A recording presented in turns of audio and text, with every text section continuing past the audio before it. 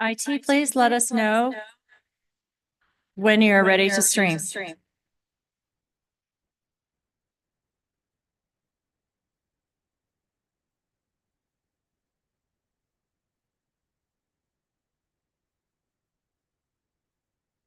We are live. Okay, good evening, everyone. Welcome to the Historic Districts Review Board meeting for November 26, 2024. Can we start with a roll call vote, please?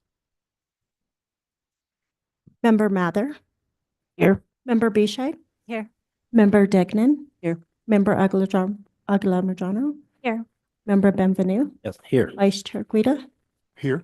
Or Acting Chair Guida, you have a quorum. Thank you. Let's move on to approval of the agenda. We have an agenda with, I think, 14 cases tonight. Are there any changes to the agenda from staff? Yes, Vice Chair Guido. Under new business, item J, 2024-009377, HDRB 449 Camino Monte Vista. That has been postponed to a date certain to December 10th. Then item L, 2024-009398, HDRB 346 Hillside Avenue. Then postponed to a date certain as well to December 10th. Item M, 465 Camino Manzano, 2024-009399, HDBR. Date certain, postponed to date certain on 12/2/12/10. And item N, 312 Pino Road, 2024-009323, HDRB, and date certain to 12/10 as well. That's it. Great. Thank you, Gary. Any other changes to the agenda? No, Chair. Board members, may I have a motion? Beachside moves to approve the agenda as amended. Second, please. Aguilar-Majano seconds. Roll call vote, please. Member Mather. Yes. Member Bishai. Yes. Member Benvenu. Yes. Member Degnan. Yes. Member Aguilar-Majano. Yes. The motion has passed. Thank you. We don't have any minutes in the agenda, so we're going to move on to approval of findings of fact and conclusions of law. We have 4 cases, all of them from July 23rd. Any adjustments or revisions or board? If seeing none, may we have a motion? Beachside moves to approve the findings of fact and conclusions of law for July 23rd through items A through D. Again. We have a motion and a second. Roll call vote, please. Member Benvenu. Yes. Member Mather. Yes. Member Aguilar-Majano. Yes. Member Degnan. Yes. Member Bishai. Yes. The motion has passed. Thank you. Next up is matters from the public. Anyone in this room wishing to speak not on a case that's on the agenda tonight, but about any other topic, please come on down to the podium.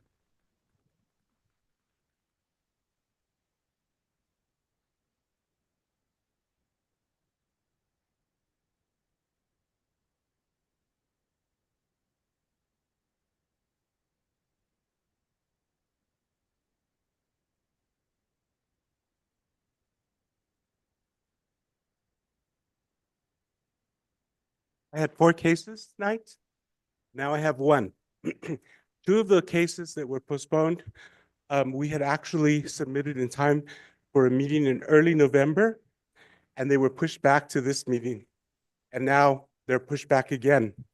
One of the cases was there was a last-minute exception asked by the city, and they said that it wasn't because there was an exception written. We hastily wrote that. It wasn't noticed. So they postponed it. Another case was I was required to get a new PZR on an existing case, even though I hadn't made any changes to the footprint of the house or the fence. And because that didn't come from the city in time, that was postponed. that now a case is postponed because supposedly there were sign issues. But we had another meeting, a status meeting on this house already, and the sign is exactly in the same place that it was for that meeting. I also had a case last summer in which after we got approval from the city for the historic, we had fees, my client had fees from the historic of $6,300 in total. I had complained back in like 2004 to the city when the historic fees had gone from a few $100s to $1,000 in some cases. And now they're up to more than $6,000. So I just wanted to let you know that these changes to the agenda and decisions made by the city mean that the owners have to pay more, that I have to do more work, that I have to jump through a lot of hoops. It costs significant amounts of money to the clients, and it causes delays, which means that the projects cannot get started when they would like to. And so that means that local workers are not able to work on these projects. And construction is delayed. Thank you very much. Thank you, Richard. I appreciate the feedback on process and I appreciate you speaking up about it as well. Gary, any feedback or comments on Richard's? Vice Chair Guida, the one on Camino Manzano, that's the one that we're talking about, the issue of the sign placement. And the code, it states that it has to be placed if it's in a private drive. And that one is in a private drive in the back at the end of Camino Manzano. So it has to have two signs. And he has been postponed before on a status case because of that reason as well. The other ones, I don't really have any answers for those ones yet. Heather? Thank you, Vice Chair Guida.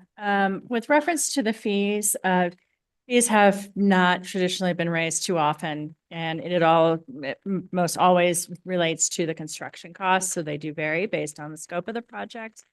So, and those fees have not been changed, at least in the past almost 3 years that I've been here, and I know that it's much longer. In order to give you a specific date, I'd have to do some research, but they can vary just based on the amount of the project that is estimated in terms of the overall scope of the construction.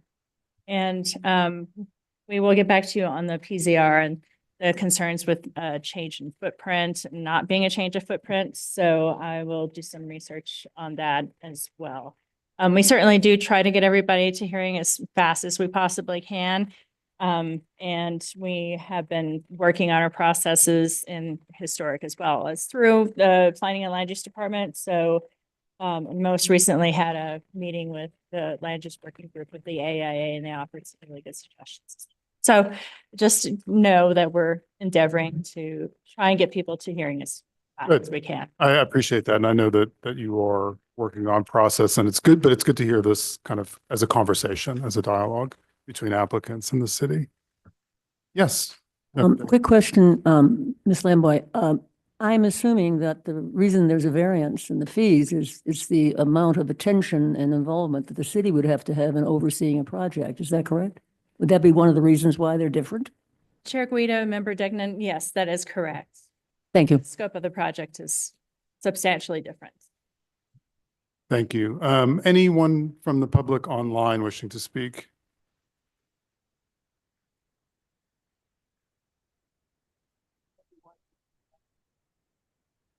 Yes, Vice Chair Guido, we do have one member of the public. Just let me allow to speak here.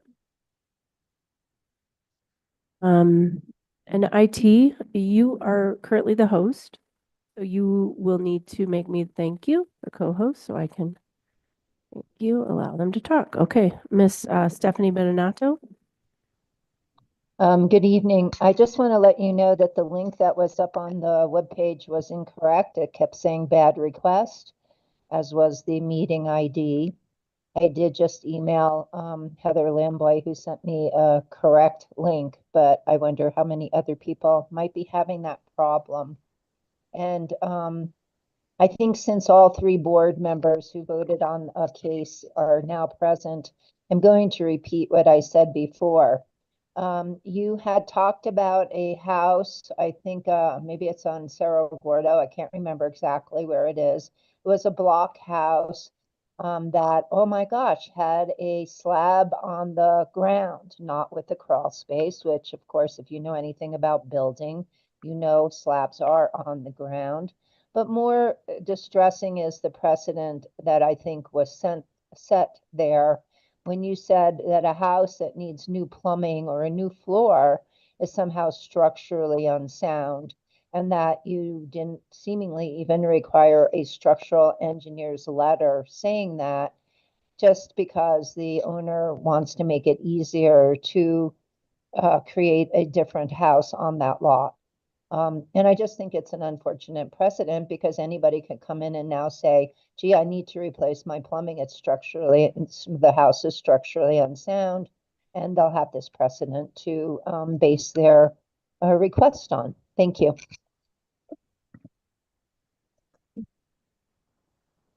Anyone else online wishing to speak?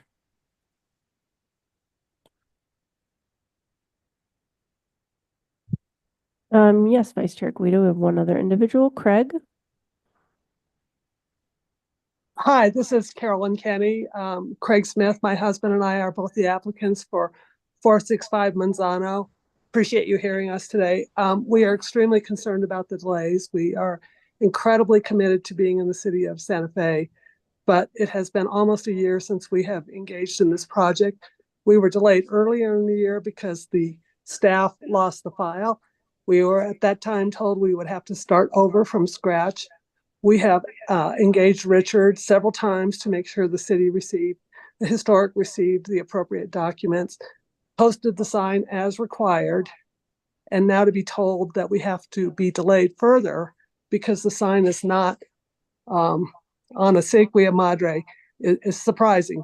Having personally ridden around the city on my bike today, there are a number of projects underway in the historic East Side who have signs posted at the house, not on the main intersection or drive that intersects with the street where the house is on. So we have serious concerns about the continued delay on our project and the cost that is associated with that.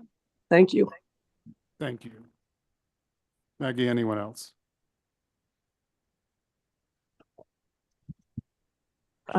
Vice Chair Guido, I do not see any other hands up. Thank you. We have no old business, only new business tonight. Before we begin, I'll tell applicants that if you disagree with the decisions of the board tonight, you have 15 days after the findings of fact and conclusions of law are adopted to appeal to the governing body. We will get started with new business item A. This is actually not a case, but the 2025 Historic District Review Calendar. This is a staff item.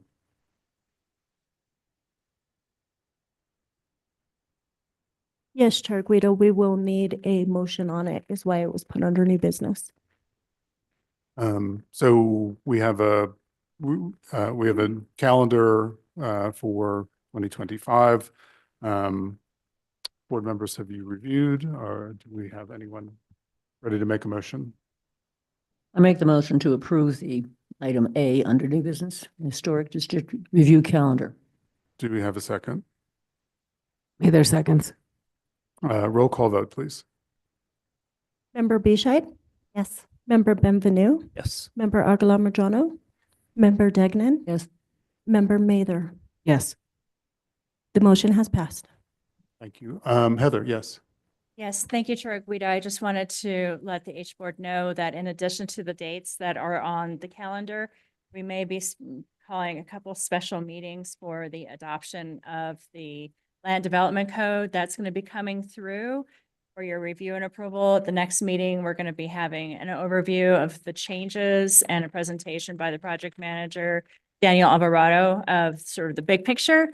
And then in probably early February, we're going to be asking to convene a special meeting with you as well as concurrently the Archaeological Review Committee to act on the historic preservation ordinances section of the code. Great. Thank you. Thank you.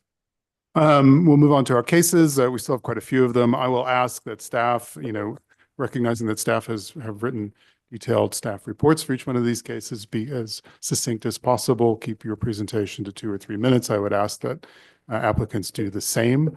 We have drawings and other things in our packet. If there are questions from the board, we will ask them.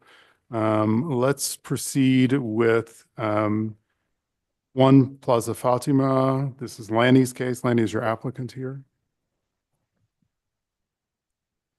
Mark, are you present? We'll take that as a no. Okay, we will move this case to the end of the agenda. We will move on to case C, 1030 and a half West Houghton.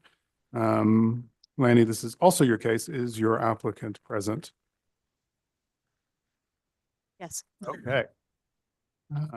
Let's proceed.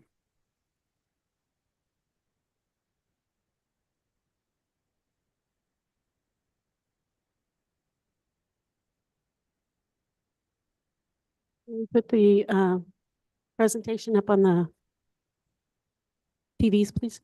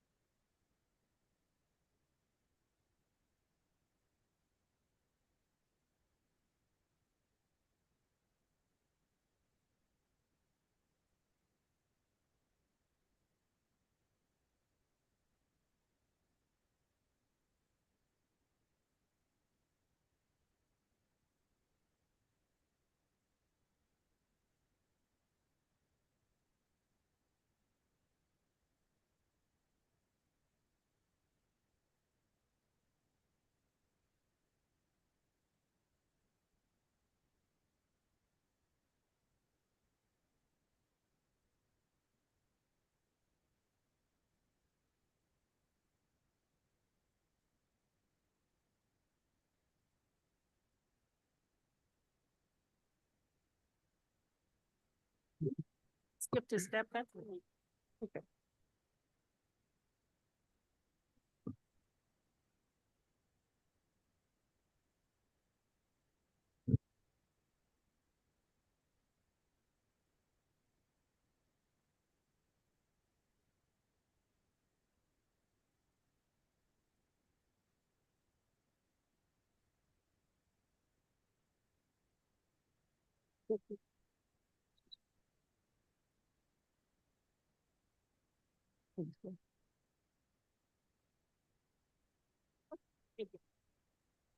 Okay, sorry about that.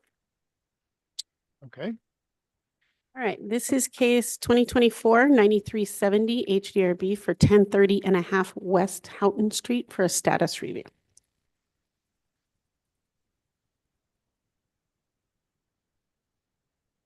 1030 and a half West Houghton is located on the west side of the road, just north of Lomita Street and behind a street-facing property.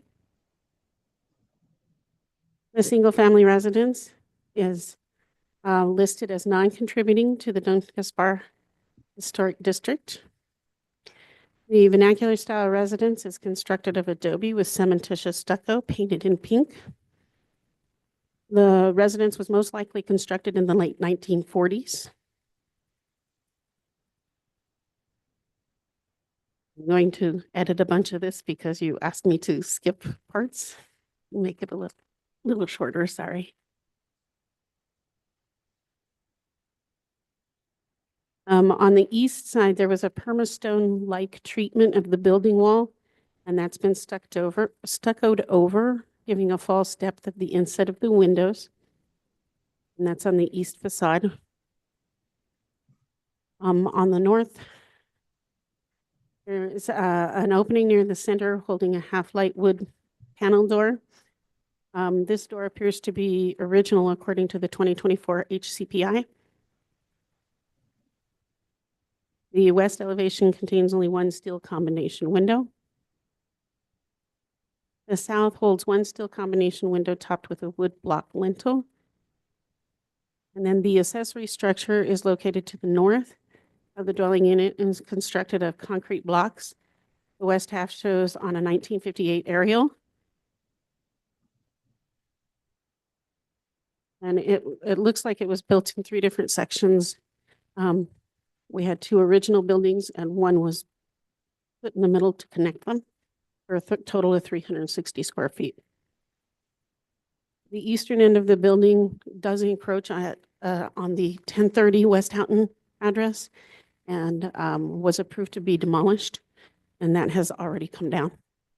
So we're just talking about the western portion and the center portion of the building for status.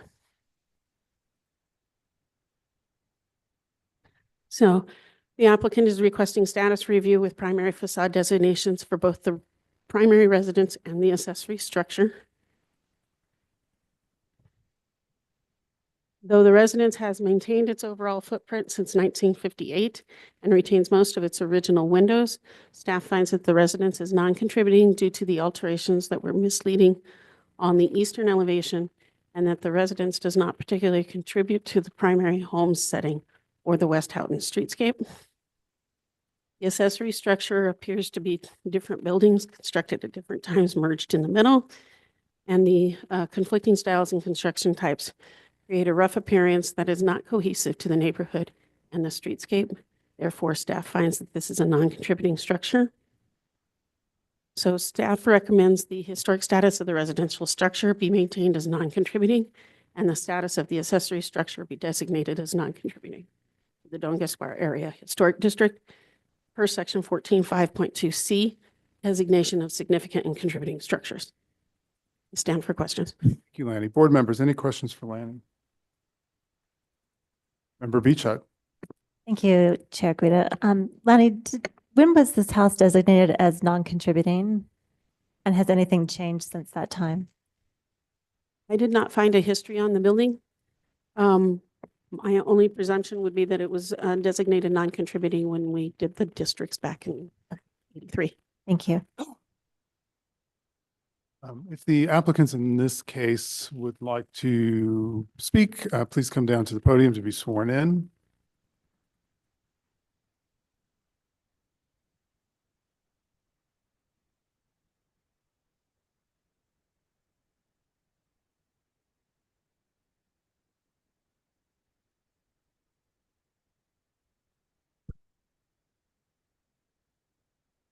Please raise your right hand and state your name and address for the record. Sears, District 1. Do you solemnly declare and affirm that the testimony you have in reference to this item shall be the truth and nothing but the truth, and do this under the penalty of perjury? Yes, I do. Thank you. Is your microphone on? Is my microphone on? Yes. Good evening, Hi, Jeff. Vice Chair Guida and members of the board. My name is Jeff Sears. I'm here this evening with the owner of 1030 and a half, Francesca Bonci. She is also the owner of the house in front, 1030, which you I believe saw today is under construction for the additions that were approved, of course, by this board and permitted by the city. So I'd like to just bring up a couple things. We were here previously and for a status review, and that was postponed. So we're back.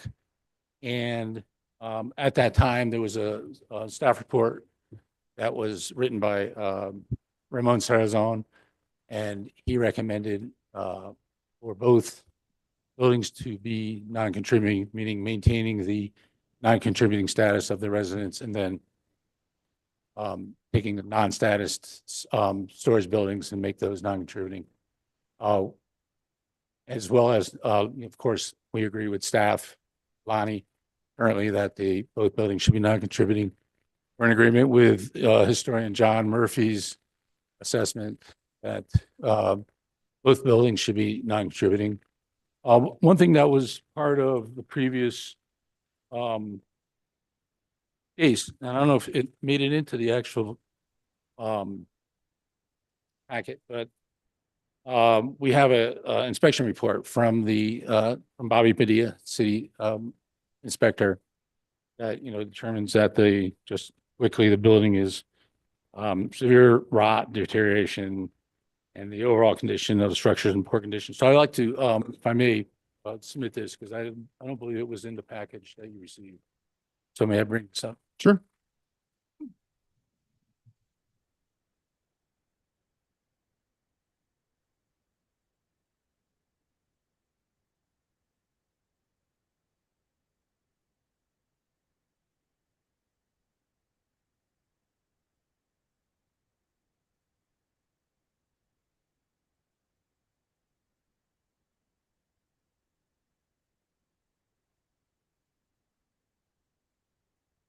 That there's one thing I'd like to point out in keeping this building non-contributing, we are definitely going to work with the wall facing the street. And of course, we're in agreement that, number one, that it should be non-contributing as it doesn't add to the West Houghton streetscape. And certainly, as you saw, it's set back behind 1030. We also will be working with that east wall, and that is the front or east or wall that faces the street, as that is an adobe wall, and it is within the setback as it currently exists on the 1030 and a half. And that is a existing, what's called existing non-conformity within the city on this property. So we'll be maintaining that, because that's something that if we take down, we can't then increase the non-conformity in anything that we propose to do. Of course, that's the next step on this case. So with that, again, we're in agreement with all staff reports and historic surveys, and stand for questions. Thank you. Great, thank you, Jeff. Board members, any questions? Member Benvenu. Thank you, Chair Guida. No questions per se, but I will make my comments.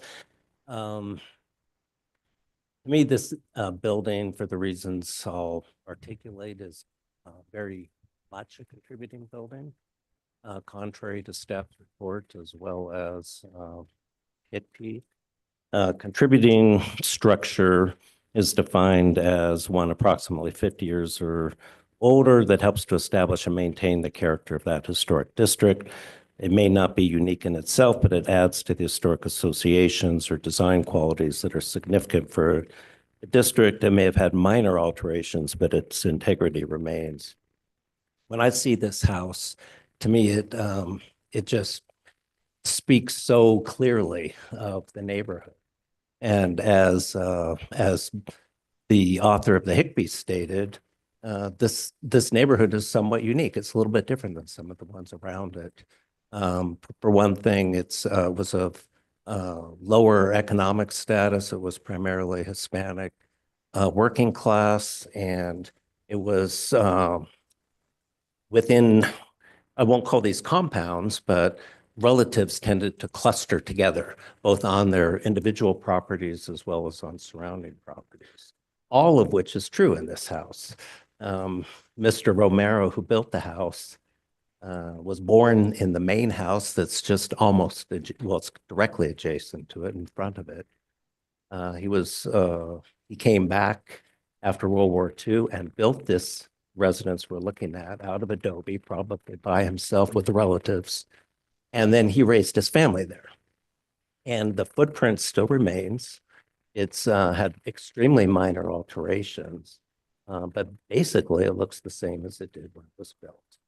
So, not only the quality of the individual structure, but the way it relates to the main residence where his parents continued to live, and the way it even relates to the street where apparently relatives lived across the West Houghton and had a very similar residence with very similar design qualities, probably also built by them, and with a very similar secondary residence right down the driveway in the back. You can see this directly from the road looking down the driveway. So I think for all those reasons, it very strongly speaks to the neighborhood character. I think the issue of whether it's in poor quality or not is something that would need to be addressed at a later date, especially if there was a demolition request. I don't think there's sufficient information available this time to use that letter that we just received to say that this house is not habitable and restorable. So I think it's very important to protect this structure. I think that in addition, the structure next to it is also important to protect. If I understand the HDRB correctly, if you could, oh, there it is on the bottom. If I understand the HDRB correctly, the reason for it not being recommended for contributing status is because of the addition of the front part that we see closest to the camera in that photo, but that's all gone now. So what's left now is the original structure that was built, I think, in the 1950s. And again, it's the exact same footprint that still remains. Very unique structure, quite beautiful in its own extremely humble way, just like the other residents. So I would also this structure. My comments this time. Any other comments from the board? Member Beachard. Thank you, Madam Member Guida, Member Villeneuve, thank you for your comments. I completely agree with you. I think this street in particular is very unique. The houses are almost on the street on both sides, and the close distance between houses is indicative of how they were built by the same family on both sides of that street. I would argue that wrought iron fence was probably crafted by the Romero family. They were and are still a huge part of that neighborhood. The color of stucco was common on many of their houses. So I would just echo John's more eloquent comments about the need to protect these structures. Mr. Sears. Yes, I'd add a couple of things. On 1030, the house front approved and under construction soon will be vehicular gates on the driveway, which will, of course, further or diminish the view back to this structure. And the portion of it that is visible, that's about right where the portal starts. There's another issue with that portal that you see there, that it does cross the property line between the two properties. So help me out. How do we resolve that and moving forward in terms of any permitting and so forth? These are two separate properties.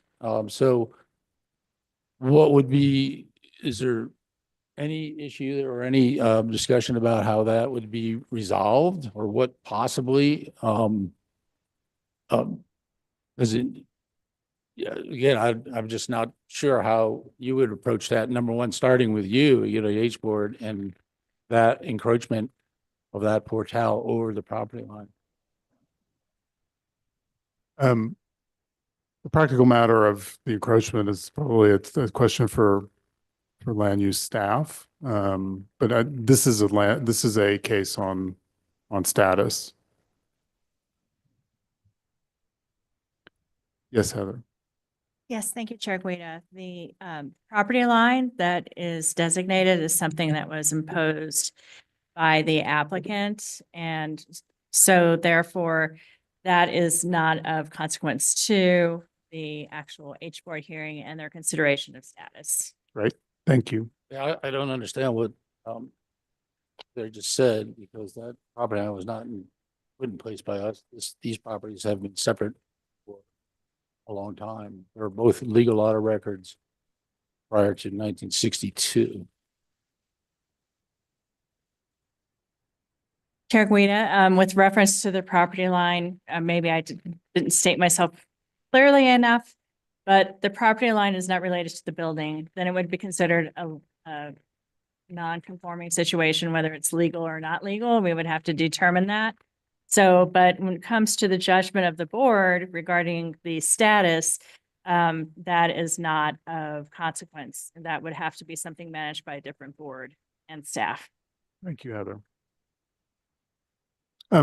If the owner of the property would like to speak as the applicant, please come down and be sworn in. Hi, please raise your right hand and state your name and address for the record. My name is Francesca Bonci, and I'm at 1030 and 1030 and a half West Houghton Street, Santa Fe, New Do Mexico. you solemnly declare and affirm that the testimony you have in reference to this item shall be the truth and nothing but the truth, and do this under the penalty of perjury? Yes. Thank you, ma'am. Hi. I want to speak to the historical significance of this house, Willie Romero's house. Can you hear me?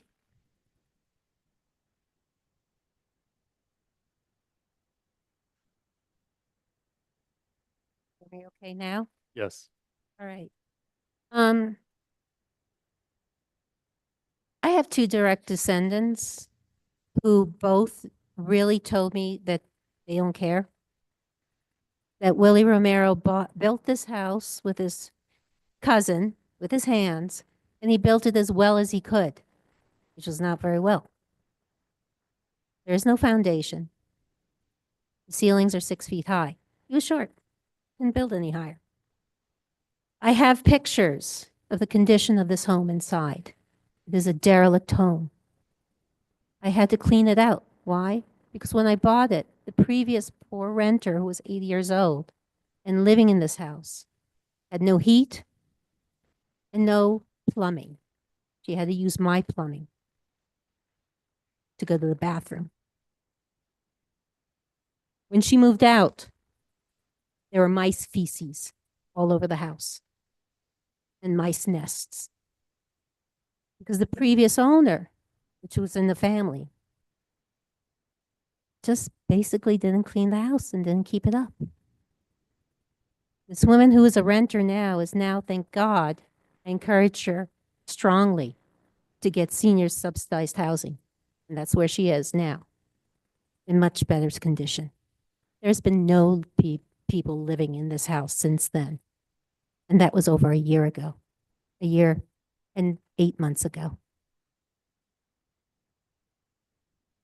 I have here from Marie Romero Cash, the history of this house, and she couldn't be here tonight. She strongly feels that this has no historical significance for her.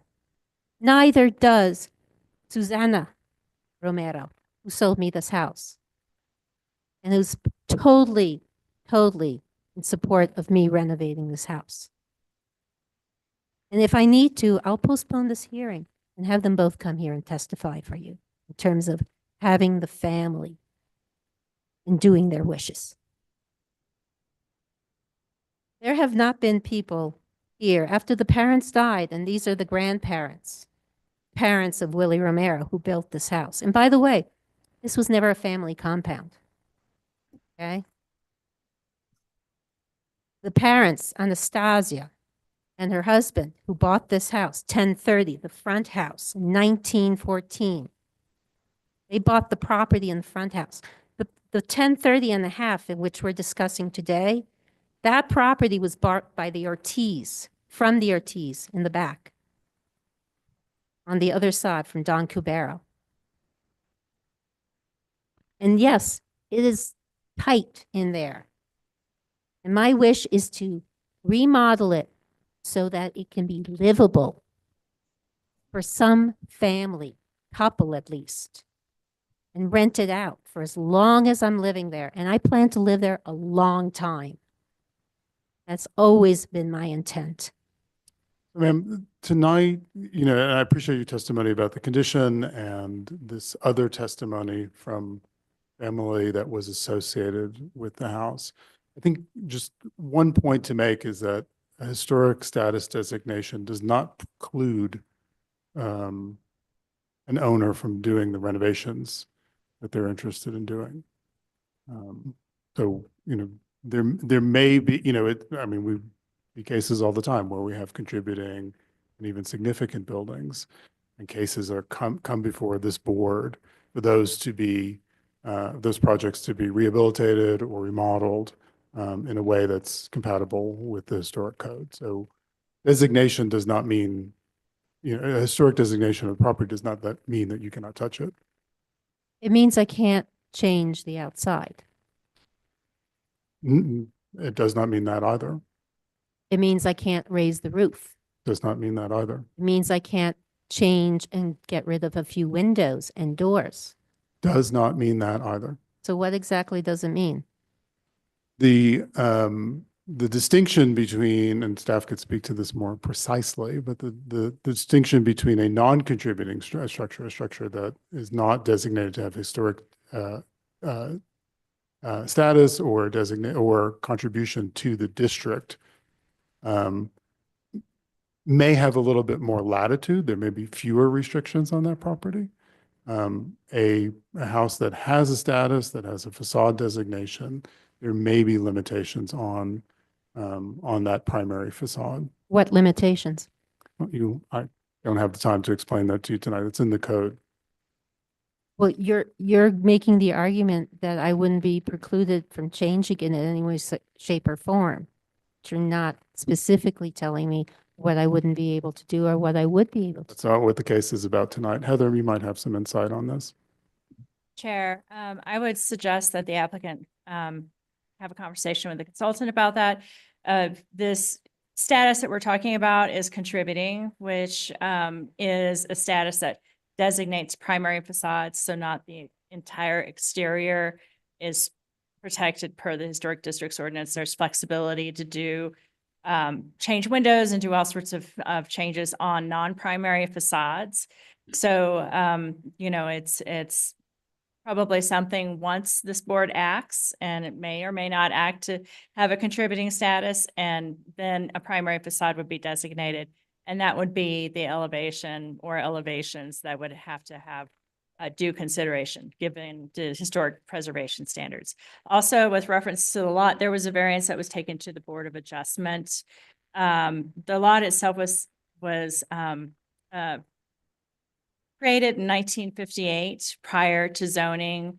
So it was likely that this lot by deed was not reviewed in terms of cutting a portion of a building. And so that's a zoning issue that if the board, it's the pleasure of the board to keep that portal and designate that accordingly as primary. If that is the pleasure of the board, then we would consider it a legal non-conforming use, or I'm sorry, setback. And Maggie, I don't know if you want to add anything else to that, but we may have to account for some certain things from a zoning perspective subsequently.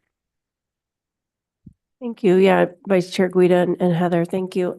It is kind of coming back to me, this particular one when we were dealing with the variance request. And yeah, Heather is correct. The lot is legal non-conforming because the size of the lot is so small. We now have standards for, 4,000 square foot lots or, things like that. So the encroachment couldn't be expanded upon or intensified, but it could be preserved under, a contributing structure, as she indicated. So I think that I don't have anything else, but just to confirm those items. Great, thank you both. Mhm. We, again, are ruling on the status designation of this, whether or not we are changing it. I would like to move on to public comment, if that's okay. I'd like to continue my comment. Okay, what else do you have to share? The primary facade obviously is going to be the front part of this house because nothing else is visible, and not even more than half this house is not visible from the street. Correct? Did you see it today? The portal is not original to this building.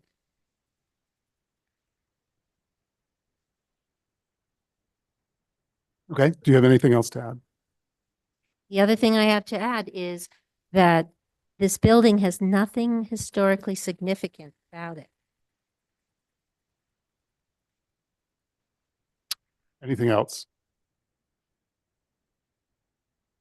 I'd also like to add, that, as I said before, the family, as you had pointed out, Sir John Bienvenu, no longer lives there and hasn't lived there for decades and decades and decades.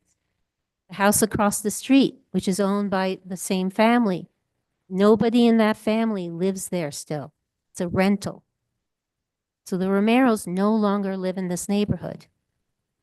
The only two people who live in this neighborhood who are Romeros, both have told me that they have no attachment to this house and they would like to see it renovated and put to good use.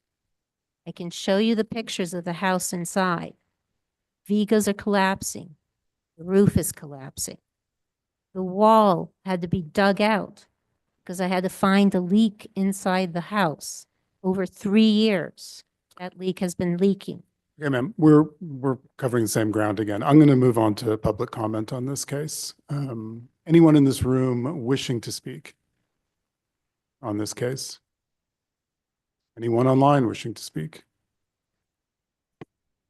As Vice Chair Guida, I do have a few hands up on the Zoom. Let me see here. Miss Beninato, please state your name and be sworn in prior to giving your testimony.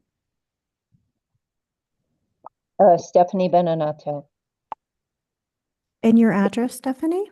PO Box 1601, Santa Fe. Do you solemnly declare and affirm that the testimony you have in reference to this item shall be the truth and nothing but the truth, and do this under the penalty of perjury? Yes, I do. Thank you. I was married to Ricardo Romero, whose parents, Emilio and Zenaida, lived across the street, maybe one house down from this building. And I agree with members Bienvenu and Bischeid's comments that this is a contributing building because it is it maintains a pattern of building where one building is behind the other rather close to it because everybody was family. They didn't really, they weren't exact. The footprint is original, as are most of the features. And I find it very interesting, the stonework on the shed. I believe Emilio and Zenaida Romero had similar stonework on their wall. I believe it's been stuccoed over at this point, but that element itself is common to that street. And it's too bad that the applicant, the owner's agent hasn't educated the owner a little bit better about what the consequence or what this can do, the status itself. I find that unfortunate. And also, I would not put too much weight on Bobby Padilla's letter because Bobby Padilla is not a structural engineer. And one wonders why he went out to look at it at all, given it's a status review hearing. Thank you. Thank you, Stephanie. Anyone else?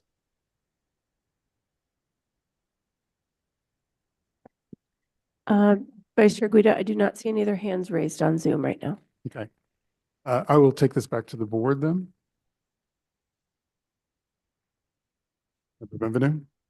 Thank you, Chair Guido. I'll make a motion in this case. And just a couple of comments in response to the applicant, both for the applicant's benefit, but also for the public's benefits. And some of these issues were raised. As Chair Guida pointed out, contributing status, even significant status, absolutely does not prohibit renovations necessary for people to continue to reside in these homes. That's specifically provided for in our ordinance. There are two ways that can happen. There are many opportunities for renovations and rehabilitations that just meet the requirements of the code. And secondly, if there are any code prohibitions, the applicant can always request exceptions. And if they meet the standards that are set forth for exception criteria in the board's judgment, and those exception criteria, then exceptions can be granted and additional changes can be made to even contributing structures. So the statusing of a building does not in any way prohibit people from being able to renovate homes in order to be able to continue to reside in them or rent them out or continue to make them useful, all of which the city is very anxious to facilitate for obvious reasons. The last thing the city wants is empty buildings that are deteriorating. And even contributing buildings can come before the board for demolition in extreme cases. if they're structurally unsound. So I just want to make sure that the public understands that and the applicant as well, so that the applicant can consult with her attorney, her architect, and with staff to determine what can and can't be done in the event that status is found to be contributing. And secondly, just very briefly with response to the issue of the descendants of the owners, I think that's certainly interesting, but of marginal relevance. There are certain circumstances where the wishes of descendants can certainly be taken into account to add color, but our ordinance does not designate structures, their historical status based on private views, but rather public views. And by views, I'm not talking about what one can see, but one's judgment and opinion. And the statusing of a building takes into account the public's interests, not specific private interests, whether it's the current homeowner or a neighbor or a descendant of the family who may have owned it at one time. So I just want to clarify that as well. So with that said, I will make a motion in case 2024-009370 HDRB, 1030 and a half West Houghton Street.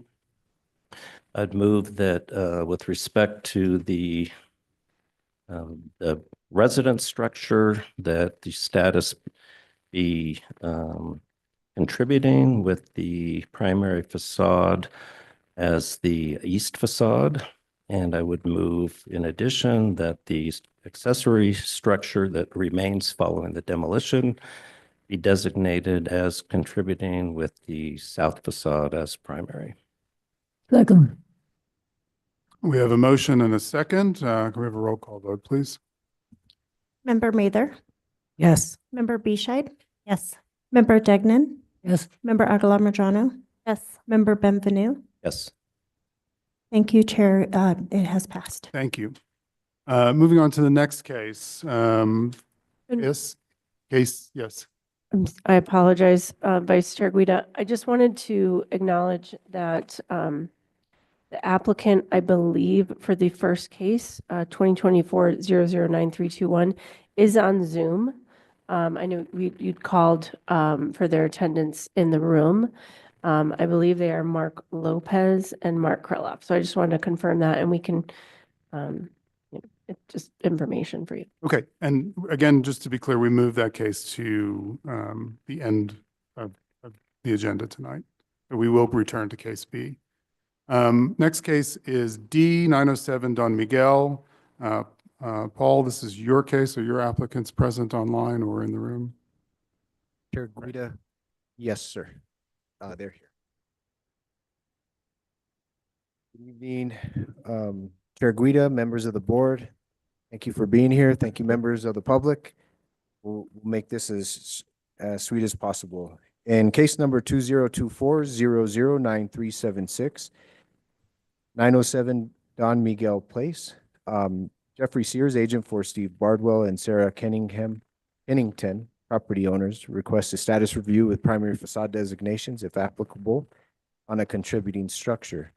The single-family residence at 907 Don Miguel Place is listed as contributing to the downtown and Eastside Historic District. The main residential structure was constructed in 1949 on a 0.13 acre lot, totaling 640 square feet of roofed area. The structure was built in the quintessential Santa Fe Pueblo vernacular design style, as seen by the adobe and cinder block construction materials, low flat roof, and recessed divided light wood casement windows and doors. The New Mexico Historic Building Inventory HBI form was completed on the structure in 1983 and 1992, and a Historic Cultural Property Inventory HCPI form in 2006. Given the minimal alterations on the main structure, the status should be maintained as contributing, with the west facade and the south facade designated as primary, excluding the portal or any non-historic materials. There is a non-historic woodshed located on the north end of the property. It appears to be wood frame and plywood board construction materials. The 1983 HBI form identifies a metal shed on the property, but the structure no longer exists. Wood shed does not meet the 50-year threshold or contributes to the downtown and Eastside Historic District and should be given a non-contributing status. Here we see the east elevation and north elevation.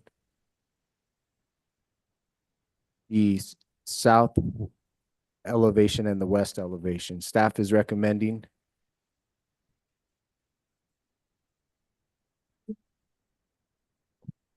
in the 19 HBI form on the south elevation and the 1992 HBI form on show that there was window overhangs as well as no portal on that western facade. Here is the 907 Don Miguel Place facade diagram. And so staff recommends the historic status of the main residential structure be maintained as contributing and the wooden shed as non-contributing, and designate the west facade and south facade on the main structure as primary, identified as number 4 and number 3 in the facade diagram, excluding the portal or any non-historic materials per 14-5.2C, designation of significant and contributing structures. Staff stands for questions. I apologize for not changing the color on this facade diagram. That's my error. Got it. 4 and 3 excluding the portal. Thank you, Paul. Board members, any questions for Paul? Okay, applicant. You've already been sworn. Anything to add? Nothing to add, except we're under the staff report that we have. And the diagram indicates that only the west should be primary facade. So I'm not sure when this was changed. We were not informed that it's in terms of what Paul just described as the south also. So we'll leave it at that and wait to hear your discussion and consideration. Any comments to make in favor of, I'm assuming you're suggesting that only the west facade, only 4 should be designated primary? Yes, indeed. Yes, that would, as was discussed, that is really the front of the house. The south is the side. The building is set back, 60 plus feet from the road. That's an anomaly in the streetscape there. All the other houses along Don Miguel Place are right up against the street. And you can see evidence, of course, from these earlier photographs that Paul pointed out. It was something planned for that south side, some remnants of foundations. The roof slopes from west to east. It's all indicative of that, west being the front. So we would think that that would be the primary facade only, as well as then in looking at, the possibilities, and the owners are here. Let me also introduce Steve Bardwell and Sarah Kennington, who are here and are, interested in living here, but, we're not interested in making this into something entirely different, at all. This is it is a humble house. They recognize that. They certainly purchased this under, with the knowledge that is contributing. But for flexibility, that south does lend itself to a little more flexibility. Of course, on a contributing structure, we can add up to 50% of the footprint of that 640 square feet, approximately 320 square feet. That would be much more facilitated along the south there versus the back corner, which you see the northeast corner, given the setbacks, side and rear yards. It would only allow about 135 square feet to be, added back there. That's in regards to respecting all the issues around a contributing structure. Of course, where an addition could be placed, 10 foot off of, right. Okay, so forth. So those are the thoughts that we had about, in agreement with the staff report, we're just the west. I'd like to introduce Mr. Bardwell. Sarah.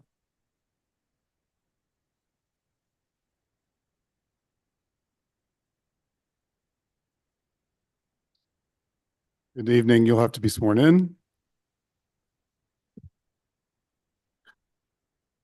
Hi, please raise your right hand and state your name and address for the record. name is Steve Bardwell, and my address is Post Office Box 644, Pioneertown, California. Do you solemnly declare and affirm that the testimony you have in reference to this item is the truth and nothing but the truth, and do this under the penalty of perjury? I do. Thank you, sir. If you're both going to speak, I recommend that you both be sworn. Hi, please state your name and address for the record. Sarah Kennington, Post Office Box 644, Pioneertown, California, 92268.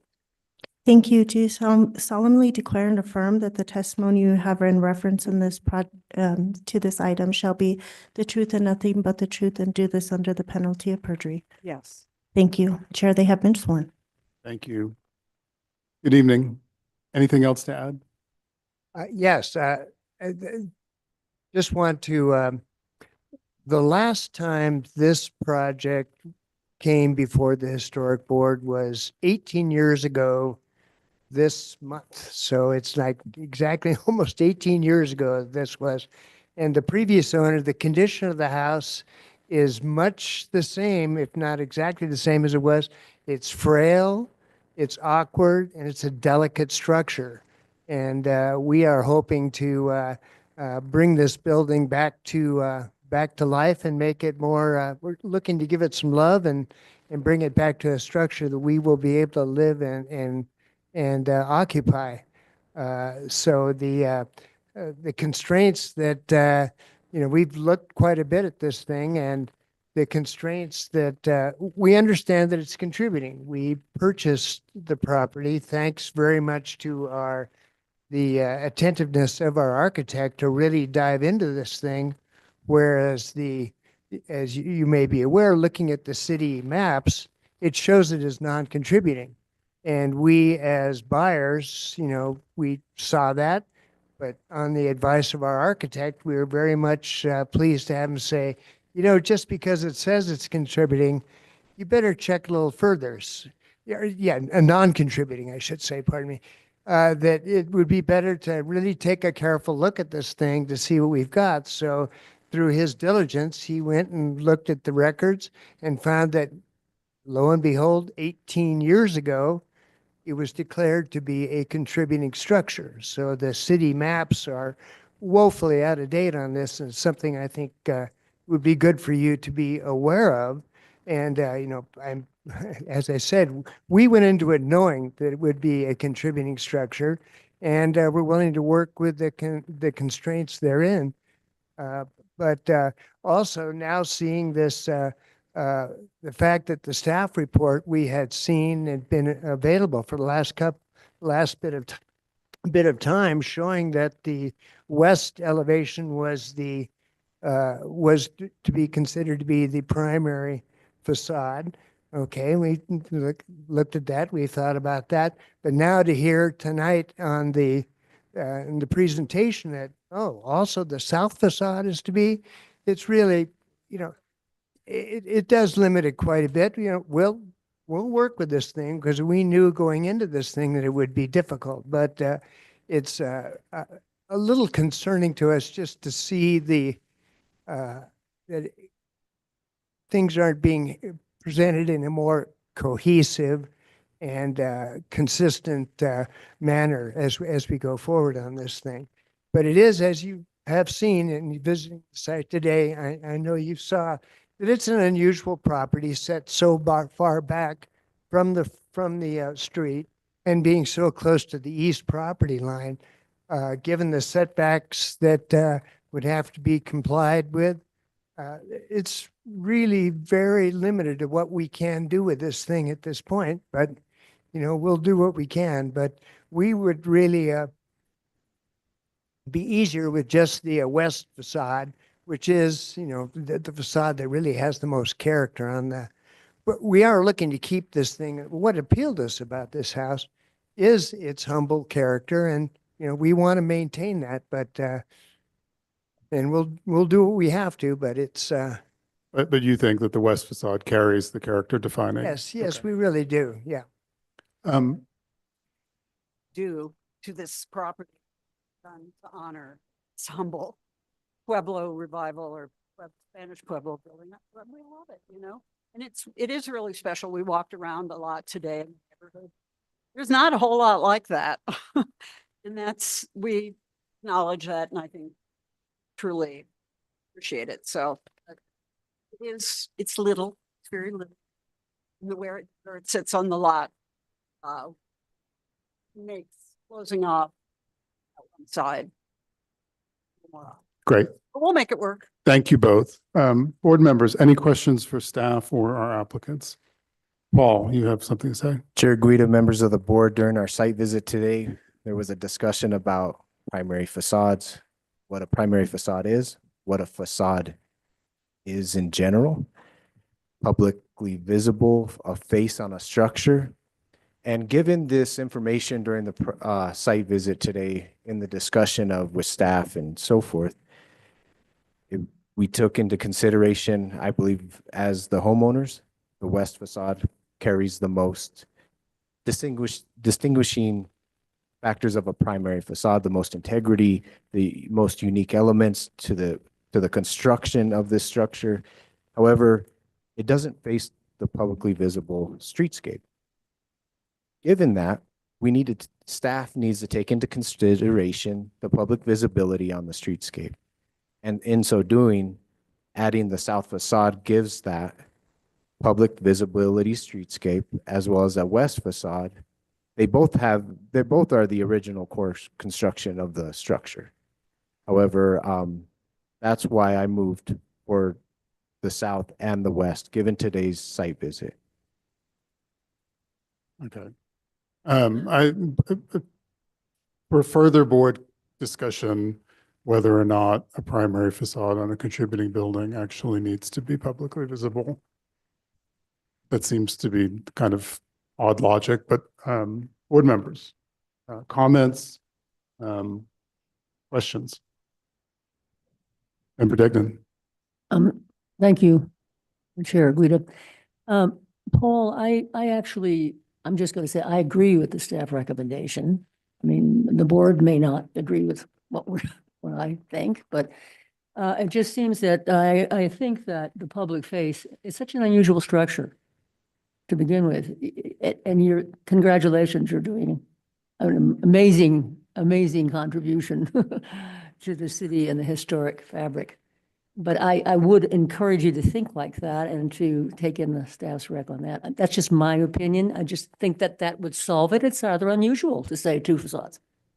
So that's kind of working with it, in my opinion, and not being so rigid to offer an option. That's all I want to say. Thank you. Other board members?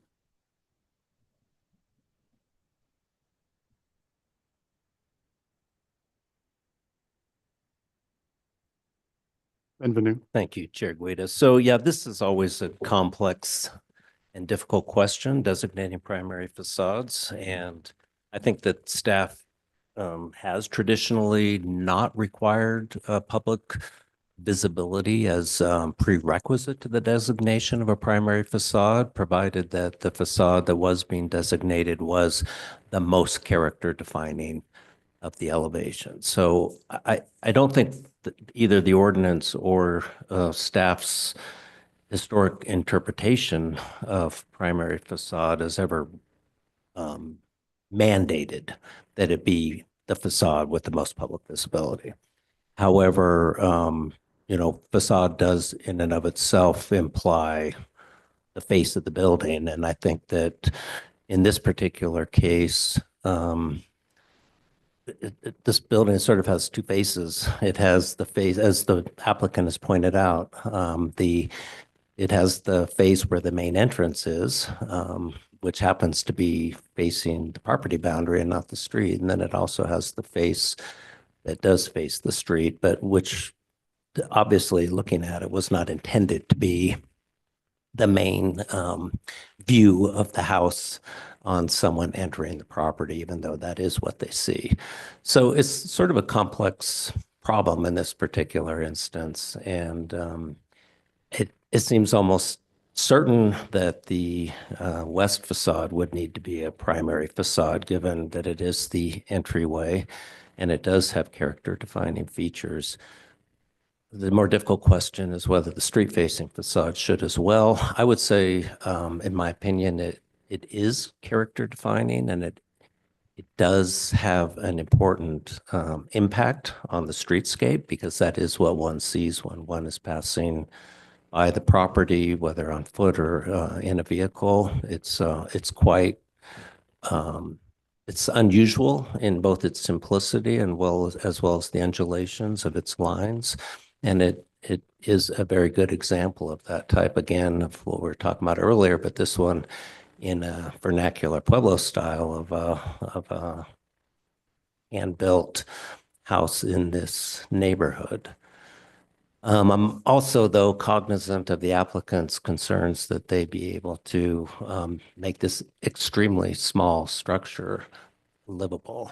And, the applicants have, I just couldn't be happier with all the things you've had to say in your correspondence and as well here tonight about your view of the house and how you appreciate its humble character, which is exactly what the value of this particular structure is. So I have great confidence that whatever the board decides, these applicants will honor that aspect of this house's history and continue to value it. And it's pretty clear that's one of the things that attracted them to the property in the first place. So those are rambling thoughts. I'm tending, though, to think that if there's no ability to build anywhere but on the facade that's facing the street, that prudence would dictate that the primary facade be limited to the original recommendation of staff, which was the west facade.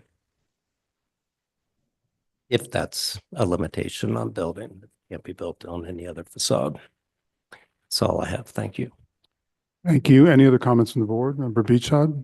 Thank you, Chair Guida. Just a quick comment. I guess I would just note for the board's consideration that many of the houses on Don Miguel do not face the street. I think they're often to turn to the side. They face into their property. I would also just point out that that the south facade has one window that was enclosed in the middle of those two, and the character defining features, I think, for me on that facade are the small size of it and the sort of hand fashioned parapet, which is also represented on the west facade. I think, in my view, especially with the size of the overall structure, designating the fewest number of facades that captures the character of the building would be most appropriate. Thank you, Member Beachhead. I realize we haven't done public comment. Let's move to that. Anyone in this room wishing to speak? Anyone online wishing to speak? Yes, Vice Chair Guido, we have one individual, Miss Stephanie Beninato. Please state your name. Excuse me, Stephanie Beninato. I appreciate that the new owners are going to work with whatever you decide. I do point out that they did say that they can add on the north side. It's just less square footage than they can get on the south side. I think that is a character defining facade. It's beautiful in its simplicity and humbleness. And if that's going to be, and again, they talked a lot about what they were going to do, which I thought was not appropriate for status. But since that's been talked about, I just want to point out that if you add on there, that's what's going to be seen is the new addition, which will definitely detract from the appreciation of the fact that that's a historic structure. So I do think it's important that you protect that facade as well as the west facade. Thank you. Thank you, Stephanie. Anyone else online wishing to speak? Back to the board for a motion, please. Member Beachhead. Thank you. Case number 2024-009376 HDRB at 907 Don Miguel Place. I move to retain, I'm sorry, yes, to retain the contributing status of the main house with the west facade designated as primary and to designate the shed as non-contributing. And sorry, on the main house, I'll exclude the portal and the non-historic material. Thank you. Do we have a second on this motion? Mr. Chair. Either seconds. Oh, sorry. Just going to ask for clarification. Do I understand you to say, Jennifer, then that you're recommending just the west as a facade? not Yes, the that's west and right. the south? Yes. I want to be clear on that. Yes, only the west, yes. Member Mather. Either seconds. Roll call vote, please. Member Aguilar-Majano, Yes. Member Degnan, Yes.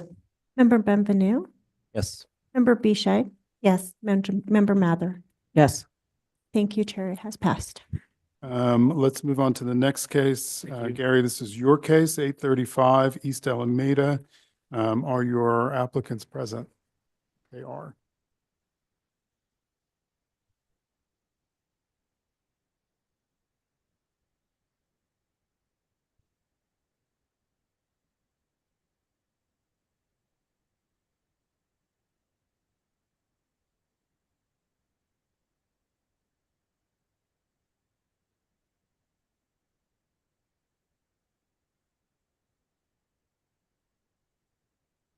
Vice Chair Guida and members of the board. Case number 2024-009378 HDRB 835 East Alameda. The single-family resident at 835 East Alameda is listed as non-contributing to downtown and east side.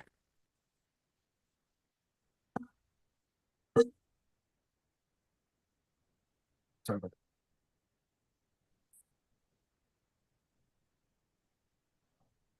Start all over. Case number 2024-009378 HDRB 835 East Alameda. The single resident at 835 East Alameda is listed as non-contributing to the downtown and east side historic district. The residence is 1,800 square feet in Spanish Colonial style. According to the documents provided in 2001 case, the resident was constructed in 1930s. Windows are replaced per historic cultural properties from the early 1930s. In 1997, H-96-157, HDRB approved windows, doors, roof replacements, and installation of skylights. In 2001, H-01-112, HDRB approved construction of a 274 square foot addition on the north elevation. The applicant now proposed the following exterior alteration: the demolition of the exterior trellis on the north side of the resident, construction of a 284 square foot sunroom to a maximum allowable height of 13.3 inches. Second floor bay window on the west elevation of the courtyard will be replaced in kind.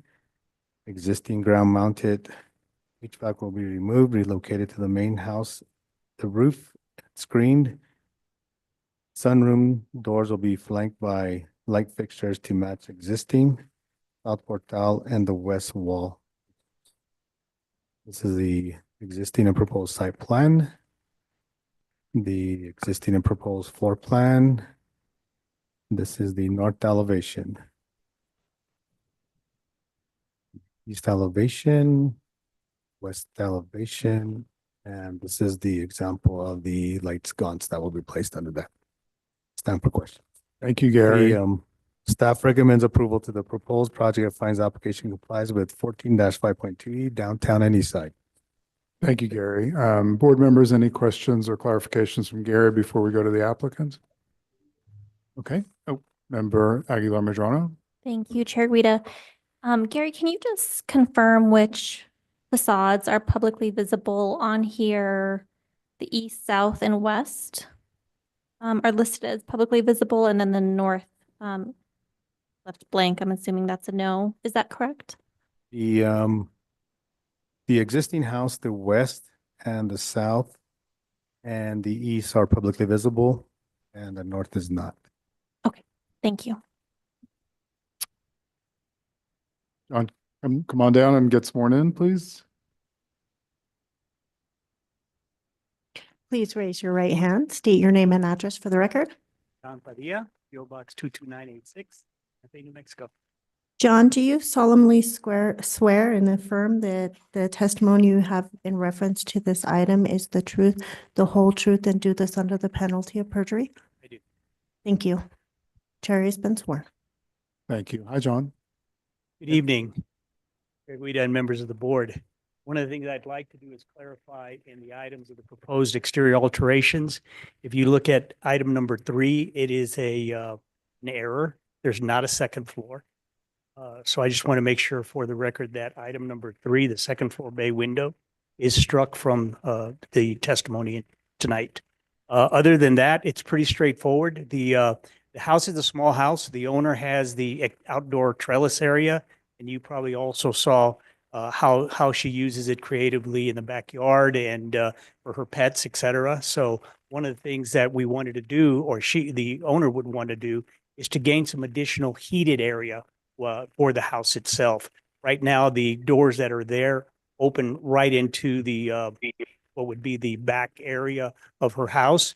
It would be nice to have a little more area for habitation. So hence the reason for the addition of the sunroom. Small sunroom, same footprint as was before, excuse me, a little larger footprint that was the trellis, but that's what we're moving for, looking for approval this evening. Stand for questions. Thank you, John. Board members, any questions for staff or the applicant? Yes, Member Beachhead. Thank you, Chair Guida. Mr. Padilla, I just, two things struck me in looking at the design. It makes sense to where you're adding the square footage. I just wonder, it's taller than the rest of the house by about 1.5 feet. I just wondered if it was possible to match the height. And also I noticed that the windows are not divided light. The windows and doors on the addition are not divided light, whereas the windows in the rest of the house are. Can you speak to those decisions or what your limitations might be on any change there? Sure, thank you. Chair Guida, Member Beachside, the desire is to gain additional ceiling height within that room. Being an older structure, very, very low ceilings. So what the owner was wanting to do was to gain some additional height. Therefore, hence the height that's proposed there at 13.3. Thank you, Gary. That gives us the ability to come in and have at least a 9-foot ceiling, and then structure carried above that, and to have a parapet that matches the style of the house. Hence the additional height of the structure. Right now, the existing house has maybe a 6-inch difference between the roof and the top of the parapet. So to make sure that we have proper drainage, et cetera, we need to create a little bit of a taller parapet on there. Divided light, since it was not publicly visible, wanting to gain as much light in there and visibility to the outdoor. So the idea of a non-divided light design for the sunroom, hence the sunroom, to get as much light in there as possible. Okay, thank you for those explanations. Member Aguilar Medrano. Thank you, Chair Guida. Just to confirm, I'm assuming the new stucco color will match the existing? Chair Guida, Member Aguilar Medrano, yes, the stucco will match the existing stucco application as it is now. With that in mind, I personally don't mind the height difference because I think it's a nice way to differentiate it from the original structure. If the stucco is going to be the same color, which I prefer. I also had the same question about the divided lights, but once Gary confirmed that that's on the facade that's not publicly visible, I would also have no problem with them being approved as shown. Correct. And as you noticed, as you pulled up today, you pull up on the west elevation, you enter through the gate, and you basically cannot see the proposed structure. If there are no further questions, we'll go to public comment. Anyone in this room wishing to speak? Anyone online wishing to speak? Yes, Chair Guida, we have Ms. Stephanie Benenato. Stephanie? Hi, Stephanie Benenato. I think I just forgot to put my hand down from the last time. Thank you. Thank you. Anyone else?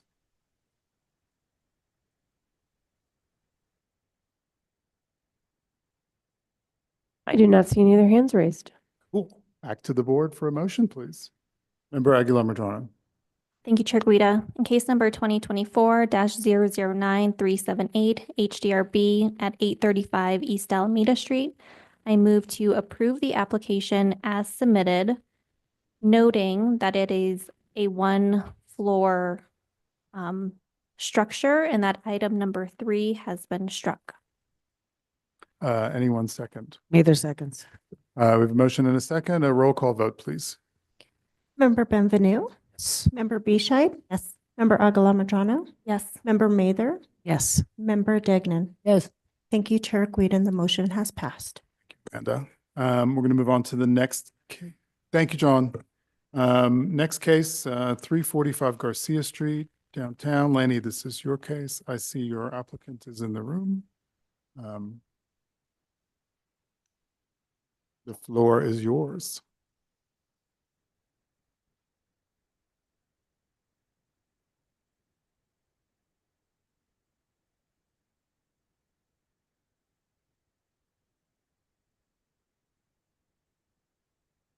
Lanny, I think your mic's off.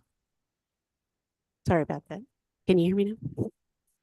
Okay, so this is case 2024-9369 for 345 Garcia Street for a status downgrade. 345 Garcia Street is located on the east side of the road between Acequia Madre and Canyon Road. The single-family residence and the accessory structure at 345 Garcia are listed as contributing to the downtown and east side historic district. The yard wall is not statused.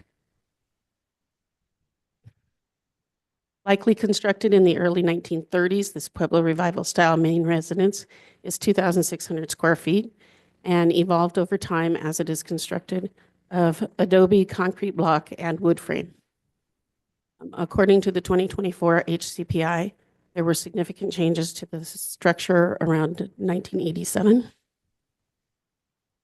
Those changes include replacement of all the windows and doors, introduction of new openings and closure of old openings, replacement of the pediment trim, raising of the ceiling, roof, and parapets at the back of the house, and alteration of the former carport fenestration, change of the front or west wall at the vehicular entrance, a pedestrian gate, and possibly at other points. The Historic Preservation Division does not have the 1987 case file any longer and cannot verify the full extent of the alterations. However, photographs from the 1987 case were retained and attached to the HCPI. The accessory structure in the southeast corner of the property currently serves as a guest house, though it's used more for storage. The front portion appears to have started out as a shed, as it's a mixture of board sidings.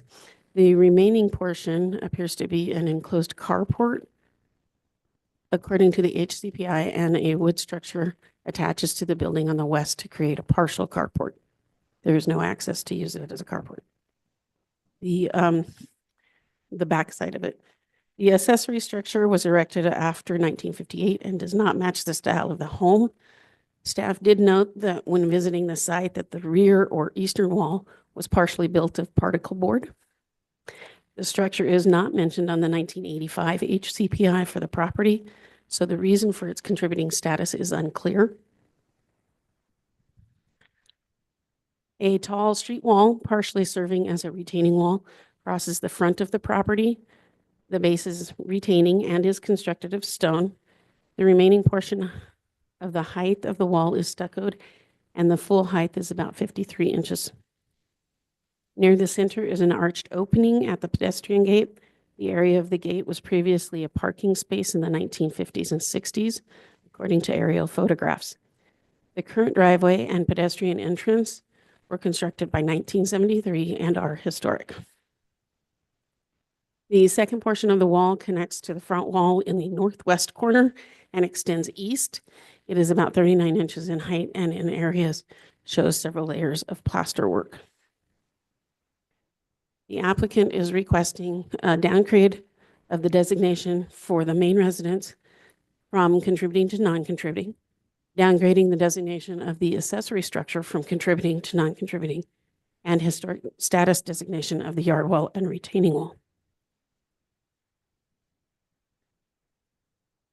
Staff recommends the historic status of the main residential structure be downgraded to non-contributing due to the number of alterations and additions to the original structure, including all fenestrations, and the status of the accessory structure be downgraded to non-contributing, while the front wall be designated as contributing due to it helping to define the character of the streetscape per section 14.5.2C designation of significant and contributing structures. I stand for questions. Thank you, Lanny. Board members, any questions for staff? Okay, let's have the applicant presentation. Gayla, you'll need to be sworn in. State your name and address for the record, please.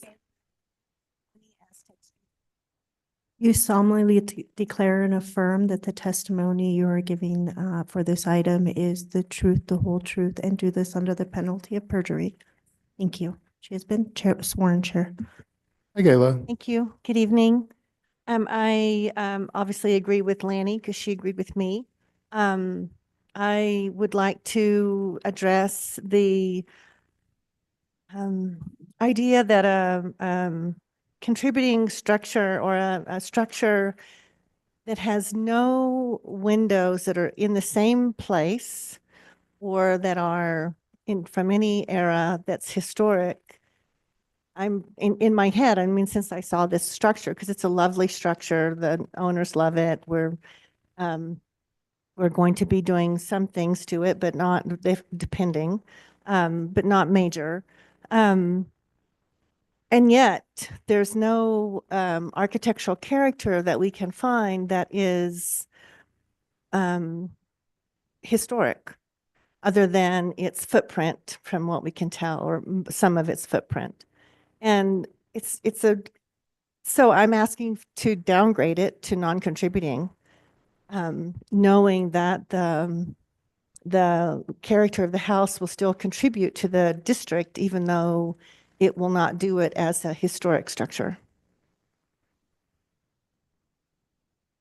Board members, any questions for the applicant? I do have one. Bertegman. Hello, Gayla.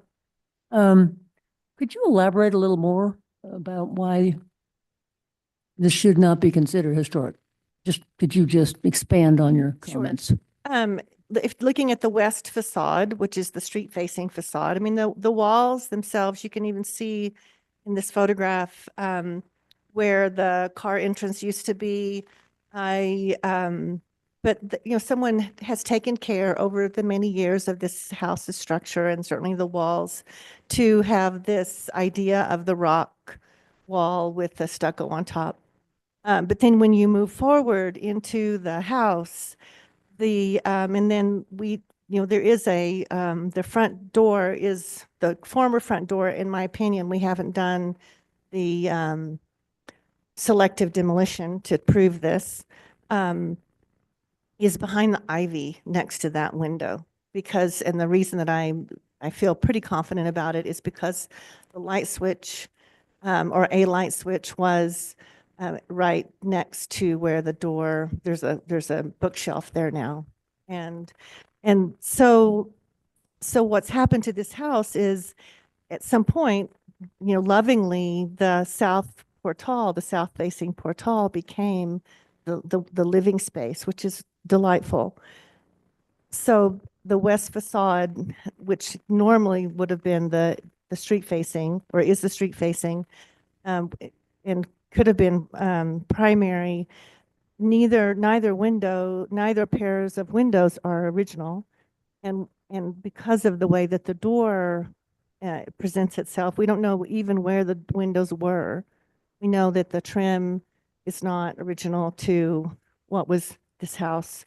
I was sort of scoured, or I shouldn't say that. I skimmed the neighborhood looking for other contributing or other structures that might be Spanish Pueblo in this sort of modest size or scale that face the street. I found one in Escondido where if this structure, and this is complete conjecture on my part, because we couldn't find any proof. I wrote to the society, the folkloric society, asking for photographs, because that might have been that was when the house was built by the first couple that lived here. But there were no photographs because they had many parties here. But I'm wondering if the south massing on that's west facing might have been the portal, or a front sort of front porch, and so that's why they had the car parking space there. I'm sorry. I wish I could tell you this is how it was, but I cannot. All right, thank you. Other board members? Member Benvenu. Thank you, Chair Guida. So thank you for your presentation and staff as well. I guess the problem I'm having with this one is I understand the points you're making, and they're not insignificant about the changes that have been made.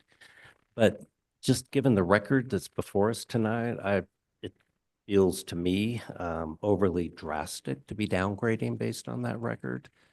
It seems that the argument for downgrading would be the changes were made in 1987, but if those were approved, as presumably they were by the H board, then if they were acting according to our ordinance, they would have had to believe that those changes would not cause the building to lose its contributing status, because otherwise they would have had to deny those changes.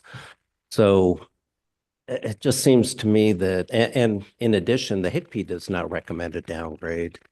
It sort of just leaves that unspoken, more or less, which says something to me, that there's not an affirmative recommendation to downgrade.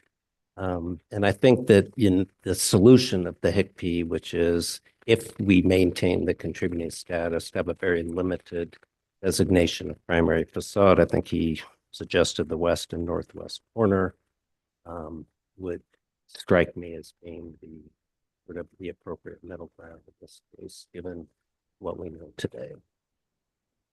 My thoughts. Otherwise, I agree that this accessory structure is clearly non-contributing. I have no idea how that was ever designated otherwise. And the front wall does appear to be as well. Thank you. Any other thoughts, Kayla? A comment. Regarding the north facade, I think that those windows are probably the only ones that we could say for sure were there because of the way that they're symmetrical to the chimney. Okay, thank you. We'll move to public comment. Anyone in this room wishing to speak on this case? Anyone online?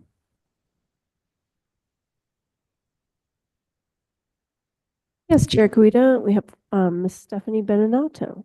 Yes, Stephanie. Stephanie Beninato, thank you. I would hope that you would designate the wall as contributing.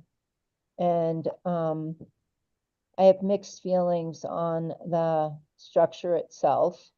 I can see that you could designate this as, or continue it as contributing, and I agree with member Bienvenu that in 1987, if they got approval, then it didn't change the status. And there's really no reason to do that now. I guess it would be to designate a primary or primary facades. For me, some of the trim on it, well, that's enough. I think that you should continue its status and designate a facade as primary. And I hope that you have the wall or designate the wall as contributing. Thank you. Thank you, Stephanie. Maggie, anyone else? Vice Chair Guida, I see no other hands. Thank on you. Zoom. Back to the board for further discussion or perhaps a motion.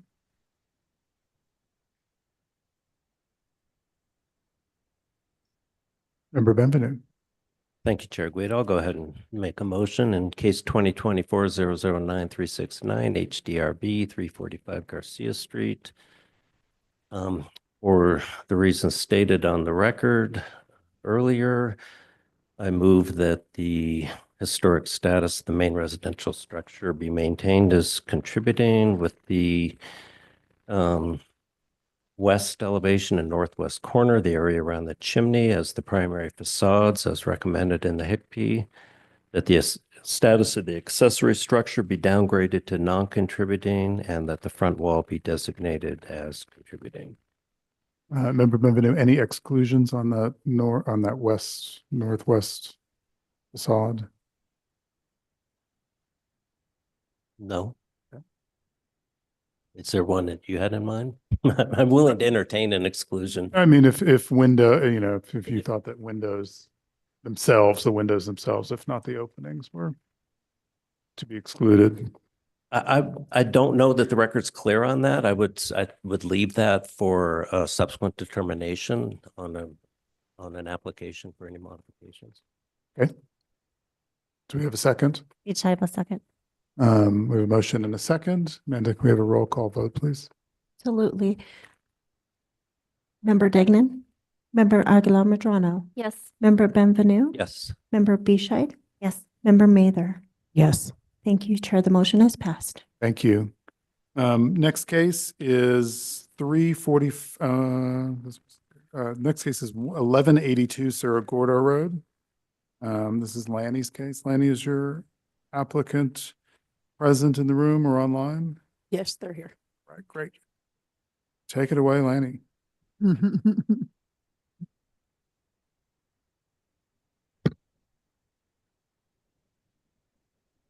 Thank you. So this is case 2024-9372 for 1182 Cerro Gordo Road for status review. So 1182 Cerro Gordo Road is on a private drive across from the Rim Road and Cerro Gordo intersection. The single-family residence is listed as contributing, and tucked behind it and below the grade of the residence sits an accessory structure which does not currently have a designated status. There are also two retaining walls which are not statused. Further to the rear of the property at the bottom is an archaeological remnant of the Acequia de la Muralla. I'm guessing pronunciation, sorry. The Acequia does not have a distinct channel profile and is mainly identified by the short retaining wall to the north and the vegetation that grows along its path. Acequias in the Cerro Gordo neighborhood speak to the cultural history of the neighborhood, in that the Cerro Gordo community was mostly agricultural in character. The Acequia should be preserved and not impacted by this or any future development on the site. To the rear of the residence, there are several sections of stone retaining walls holding back the slope upon which the house sits. The most extensive of these is 80 linear feet, roughly 6 feet high, located directly below the house. The east section is built with local undressed stone, mostly quartzite, laid in random courses. The exposed mortar is made of cement. The west section, which is situated lower on the slope, consists of more uniform block-like stones arranged in regular courses at its east end. This section appears to be of heavier construction with supporting end piers and has been repointed with cement mortar. This portion does not appear in the 1978 area. The end of the wall at the west consists of dry laid river cobbles. Part of the upper retaining wall is visible in a 1960 aerial photograph. The origin of the other walls are unclear. Attached to the upper retaining wall is a three-walled stone accessory structure of indeterminate age, designated on plat maps as the rock shed. The stone structure does not appear in the 1948 aerial photograph. However, a structure in this relative location is shown on the 1960 aerial. The structure, which is roughly 84 square feet, is made of quartzite and other local and imported stones. The main pattern consists of medium-sized flat and oblong stones with smaller rocks filling the gaps between them. These rest on a base of smaller rocks and cobbles. The stones are laid in mud mortar with cement patching at the window and top of the wall. The southeast corner is made of much larger stones arranged almost like cornerstone supports. Rocks of the upper courses near the roof line are from a different source and are tabular. The entrance to the structure is on the east through double wood doors of an older vintage. The interior is one room with an earthen floor and a new wood joist ceiling created by a deck above it. Staff will note that this deck is the subject of a red tag issued on the property for work without a permit. The roof previous to the recent deck structure was constructed of red metal. The walls are partially mud plastered with sections that may be reconstructed or shored up with additional stones. The applicant requests a status review with primary facade designation if applicable for an accessory structure and status designation for retaining walls. These types of stone structures were located throughout the development of Cerro Gordo Road, most outstanding of which is a garage located at 1666 Cerro Gordo and the stone church across from 1163 Cerro Gordo. There's also a structure across from 1588 Cerro Gordo and a structure at 1666 and a half Cerro Gordo. Each of these structures have contributing or significant status, and in addition to the buildings, there are a significant number of rock retaining walls, most of which remain unstatused. These structures vary in size and material based on the location along the road and the acequias. This storage shed is typical of a shed from the era in which it was constructed and has been well maintained over the years, partially due to the metal roof, which protected it from weather damage. Due to the character of the structure, staff recommends it be designated as significant so that the whole structure would be preserved. Staff recommends the historic status of the accessory structure be designated as significant, the upper retaining walls be designated as contributing, and the lower retaining wall along the acequia be designated as contributing. Per section 14-5.2C, designation of significant and contributing structures. Stand for questions. Board members, any questions for Lanny? Member Beachhead. Thank you, Chair Guida. Lanny, I noticed in the HICP that the opinion was that a retaining wall was not considered a structure under our code. Can staff offer an opinion on that? Sorry. I listened to Chair Guida, Member Beachside, if not structure feature, so acequias are archaeological features, and they are identified in our definitions in our code. As a structure, it may be hard to identify that as a structure per se, but it is an archaeological feature. It is. I'm sorry, I was asking about the retaining walls, not the acequia. The retaining walls. Chair Guida, Member Beachside, the retaining walls that are along the linear segment of the acequia, those are archaeological features. And those are defined in our definitions. However, a structure, I don't necessarily know the definitions we have for the structure, but they are archaeological features and they should be taken into consideration. Okay, so can we designate an archaeological feature as contributing? Okay, just want to make sure. Thank you. Member Benvenu. Thank you, Chair Guida. Yeah, that struck me too, the comment that this is not in our purview because we designate walls all the time. In fact, we just did one in the previous case. I believe that the definition of a structure in our code is something attached to the ground, including walls. I think it's explicit in our code that walls are included as structures. So it's always been the practice since I've been on the board that walls are something that we have jurisdiction over, regardless of their archaeological value. If I may, just the Higbee seemed to be making a distinction between a wall, like we just designated, and a retaining wall, with respect to how it's placed on the ground, versus being sort of part of the ground. I didn't know if there was I hadn't seen retaining walls distinguished that way before, but. Gary? The definition of a structure is anything that is constructed or erected with a fixed location on the ground or attached to something having a fixed location on the ground, including buildings, mobile homes, walls, fences, swimming pools, spas, tennis courts, signs, flagpoles, microwave satellites, receiving dish, TV antennas, and communication devices. That's a structure. Thank you, Chair Guida. With reference to this particular case, it is a bit of a, cross-pollination in this, in that the retaining wall is associated with the maintenance of the acequia. But, so there is a relationship with the acequia, but I believe it is fully within the board's purview if the board would like to designate this, because it also is an architectural feature, as an architectural feature on the site as well. Heather, just a follow-up question about what the board's motivations in designating this might be. I mean, are there protections for the acequia wall and this structure beyond what this board does?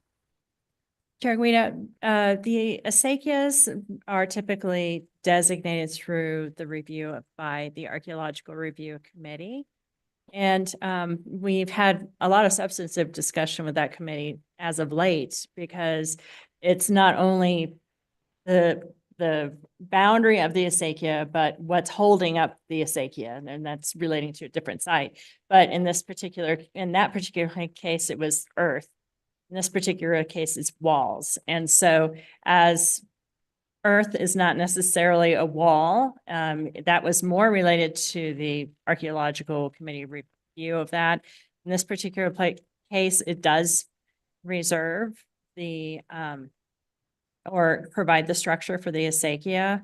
If you take a look at the acequia madre, for instance, there are portions that are channelized that were done with the WPA projects that were in the late 20s, early 30s. So, so anyway, it's hard to divide them, but I think in this particular case, the retaining walls serve dual purposes. And those WPA structures, those are designated under archaeology or under historic code? Chair Guida, I believe it's, we don't have the acequia madre designated locally. It's only done at the national level. Okay. We're looking at that for phase 2 of the land development code update. But yeah, we don't have a designation per historic in this particular. Okay. And I think what I'm after, and for the benefit of the board, I think what I'm thinking is, like what's at stake for the board's designation here? And I mean, it's certainly, my thought is that it's the appearance of this structure, primarily the shed that's associated with this wall, that is a character defining element of this feature of this district. And then those other issues perhaps are beyond the purview of the board. Member Benvenu. Thank you, Chair Guida. So just so I'm clear on what we're talking about, because it wasn't clear to me on the site visit, what are the walls that are the upper retaining walls? Maybe we could look at some pictures. And then what are we talking about when you're referring to retaining wall for the acequia? So on the Hickpie, the lower retaining wall is the one along the acequia, and then the upper is the one that's actually connected to the shed. Okay, so we're looking at the upper one right now. That has nothing to do with the acequia, right? That's Correct. just a retaining wall. Right. Okay, so what's the picture of we're calling a retaining wall for the acequia? It's not terribly visible in this photograph, but it's right along the lower portion of the photo here. Okay. Because when I was on site, it just looked like some rubble along the slope. It didn't look like a retaining wall to me. And it wasn't even clear to me that that was the old channel of the acequia, since the acequia is running about 15 feet below that now. How do we know that that's the old acequia channel? Chair Guida, member Bienvenue, there are maps that were produced by David Snow, which of course we need to update that, and that's on our work program. But when it comes to a remnant of an acequia, it's determined that that should be preserved as well. There are, also water rights that may or may not have been severed with these remnants, and so it's a broader picture. Oh, no, I don't question the need to protect the acequia. It's just the acequia de Morala is still running and it's there, but it's below what we're looking at here. And you don't normally shift the channel of an acequia by 15 feet. So I'm just wondering why we think, now it's always possible there were two acequias up here and that this is a little branch above the acequia Morala, but I'd be very surprised if that's the acequia Morala. If so, then at some time it was completely put into a new location, much lower than this. So, but yes. And Chair Guida, member Bienvenue, we can always reach out to the mayordomo of the Right. acequia if you have sort of lingering questions. I do, and I would suggest that because the mayordomo is directly below this photograph that we're looking at. So I'm sure he knows exactly whether this is the old acequia or not. But again, I didn't really see a retaining wall there for this. I just saw some rocks on the ground scattered about. Do you have a picture that would show what you consider to be a retaining wall that could be designated? No, not in the presentation, I don't. Okay. I mean, yeah. I'm all in favor of protecting any historic remnants of any of the acequias as part of town. It's not really clear to me that still exists in this location in any way that could be protected. Member Degnan. Thank you. When we were out there today, Lanny, I listened to what you were saying, and I assumed that you were discussing what we would call loosely a rock wall. This is what I'm thinking. The so-called acequia wall really isn't a wall like the one up above. It's made of rocks into the ground naturally. Is that what you're talking about there? The rock just above and underneath the red line? Where is the so-called wall? Are the rocks above it before it comes to the So the it's clearly defined rock wall above? right. It's the rock that's to the. It's just, so in we're the lower talking corner. about an accumulation of rock. Right, that's what's in the lower right of the photograph. And I think, just to maybe refocus the discussion, there were three things in the staff recommendation that the accessory structure itself be designated as significant. That's, the question, what level we wish to designate this. The retaining walls as well. The recommendation was for it to be designated as contributing. Those are the built and constructed walls that are vertical and retaining earth. And then the third thing is the designation of the lower retaining wall, which is what we're looking at in the lower right-hand side of this photograph, which may be neither here nor there for this status designation. While we chew on that, I'm going to go to public comment. Anyone in this room wishing to speak on this case? It's actually the applicant's turn to speak. Oh, I'm sorry. Yes, can we have the applicant? Apologize.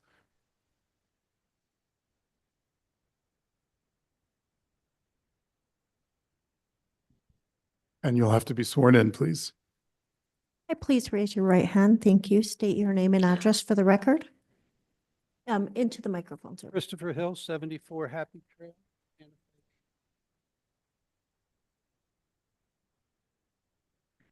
Do you solemnly declare and affirm that the testimony you have in reference to this item is the truth, the whole truth, and do this under the penalty of perjury? Thank you, sir. Good evening, Mr. Hill. Do you agree with staff's recommendations? I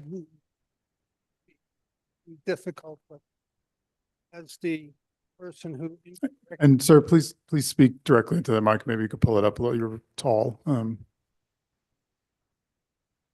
I removed the old roof on the shed. I was replacing it with a roof that was not dangerous. And I did not realize we made a mistake. But I can tell you that the roof we removed was made with very modern materials that were sold at Home Depot. It was not, the actual roof above the stone was not 50 years old or anything close. But the stone itself, I believe, is correctly rated. The owner is primarily concerned with the roof above it that had the sharp edge and no railing on it. That's what we're actually concerned with. Speaking to the acequia issue, that gabion wall there is 12 feet high and was recently constructed. The owner participated in the funding for that wall. And I believe it was a it was a very expensive wall. I had nothing to do with it. It was permitted. And the rise in the grade there was when they backfilled that gabion wall. I don't think that was actually ever a historic acequia. I believe it may or may not be. I don't know that. But I do know that that grade, that slope there was caused because they pushed the dirt against the rock wall. Right. I suspect that's not the accurate acequia location for that reason. Okay. That I'm done. Okay. Thank you for your testimony. Board members, any questions for the applicant or staff before we move to public comment? Let's move to public comment. Anyone in this room wishing to speak? Anyone online? Yes, Chair Guida, we have Miss Stephanie Beninato. Yes, Stephanie.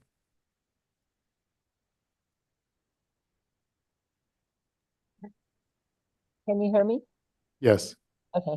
I would agree that I hope that the board will designate the stone structure as significant. I'm not sure about this acequia, but if it is part of the acequia and it's documented, then I think that should also be preserved status, so it will be preserved. Thank you. Thank you. Anyone else, Maggie? Chair Guida, I see no other hands raised. So back to the board. Perhaps for a motion. Member Aguilar-Medrano. I don't have a motion, but a question more for the board. I think I'd be ready to move forward on everything, but the acequia tonight, I feel like we need more information on that. I don't want to hold up the applicants. I'm wondering, I guess, if it's possible and if the applicant prefers that we could status everything except the acequia and then hear the acequia separately at a later date when we have more information. I think we've done that in the past. Okay, that would be my preference tonight. I don't know that I feel comfortable making a determination on this possible acequia with what we have heard tonight. Thank you. Before you get to your motion, any discussion about significant versus contributing for the structure itself? Mr. Chair, may I ask a question? Thank you.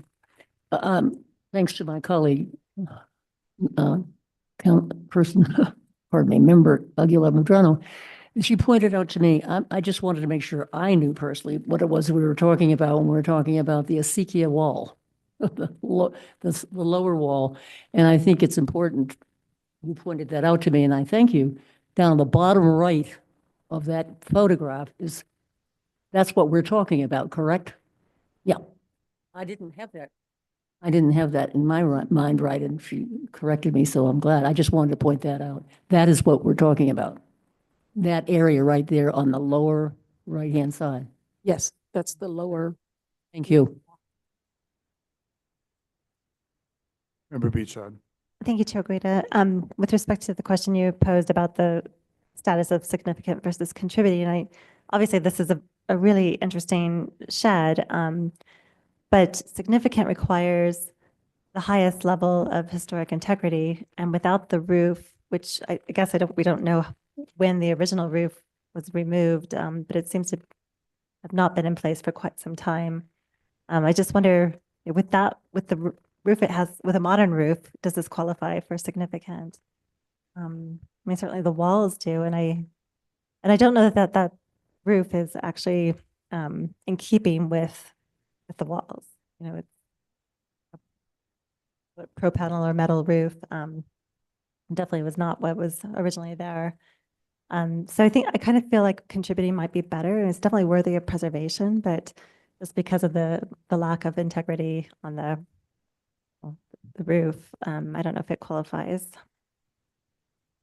I would agree with that, and, certainly the distinction between, contributing the 3 exposed walls of this structure plus the retaining walls, significant, coming back to the board for a case and, might invite a different level of scrutiny with that association. And I don't think that, we're talking about something that's associated with a particular individual or George Washington slept here or anything like that. With that, a motion from the board, please. Member Beachard. In case 2024-009372 HDRB at 1182 Cerro Gordo Road, I move to designate the shed and the upper retaining walls as contributing and leaving the acequia remnant as unstatused for now. Do we have a second? Oh, excuse me. Thank you. Thank you. The shed, sorry, can someone help me out with the? I might say the 3 exposed walls. Yeah, so sorry. Sorry, I don't have my directions. The 3 exposed walls are west, south, and east. Thank you. As primary. So 3 primary facades, west, south, and east. Do we have a second? Can I make a friendly amendment? Can we talk about exploring the acequia remnant more before just leaving it as non-contributing? Sure. May there seconds.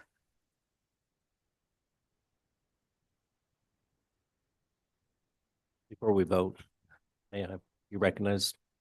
Yes. Thank you.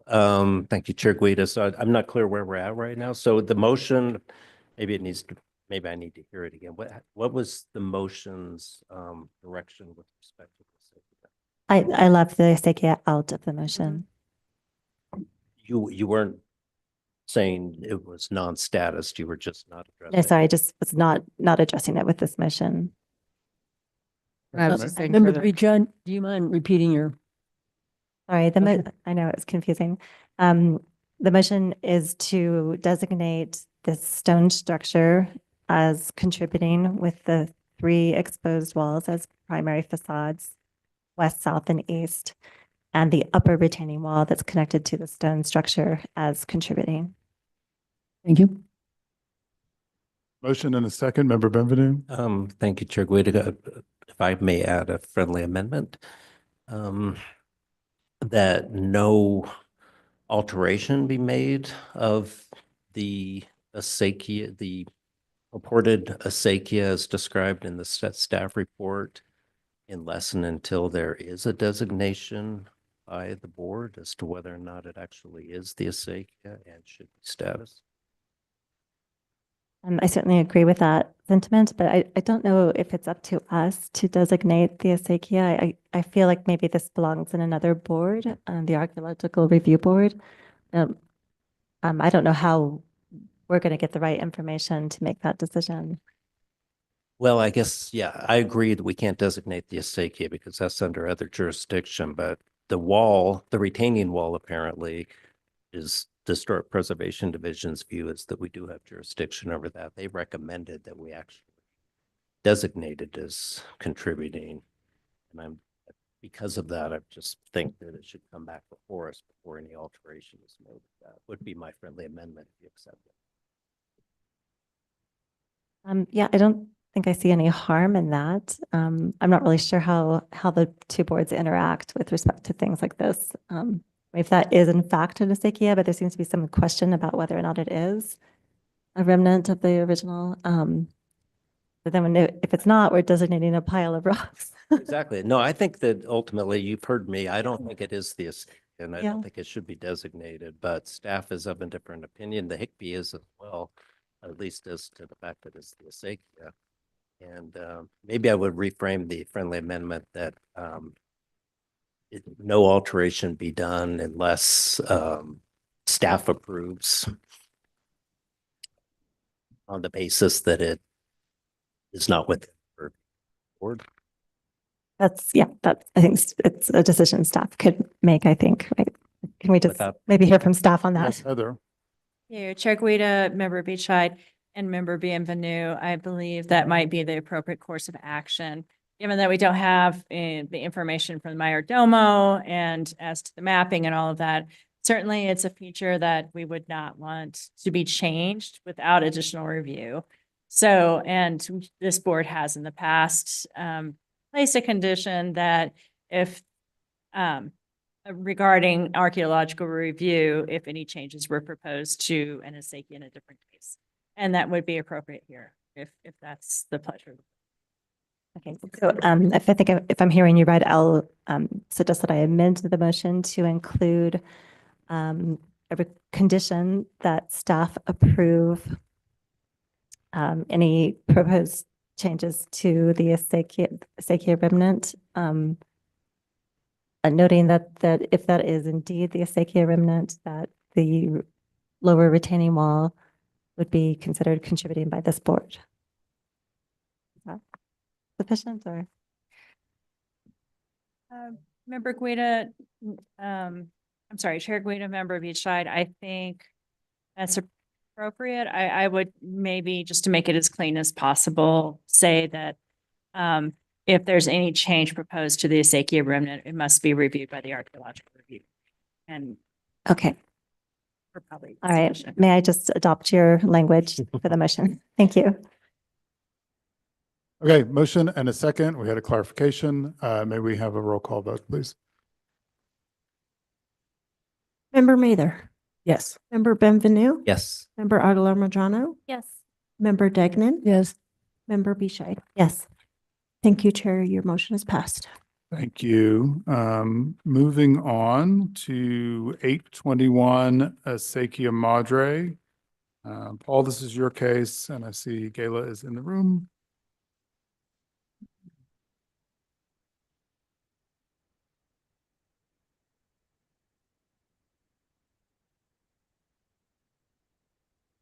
Chair Guida, members of the board.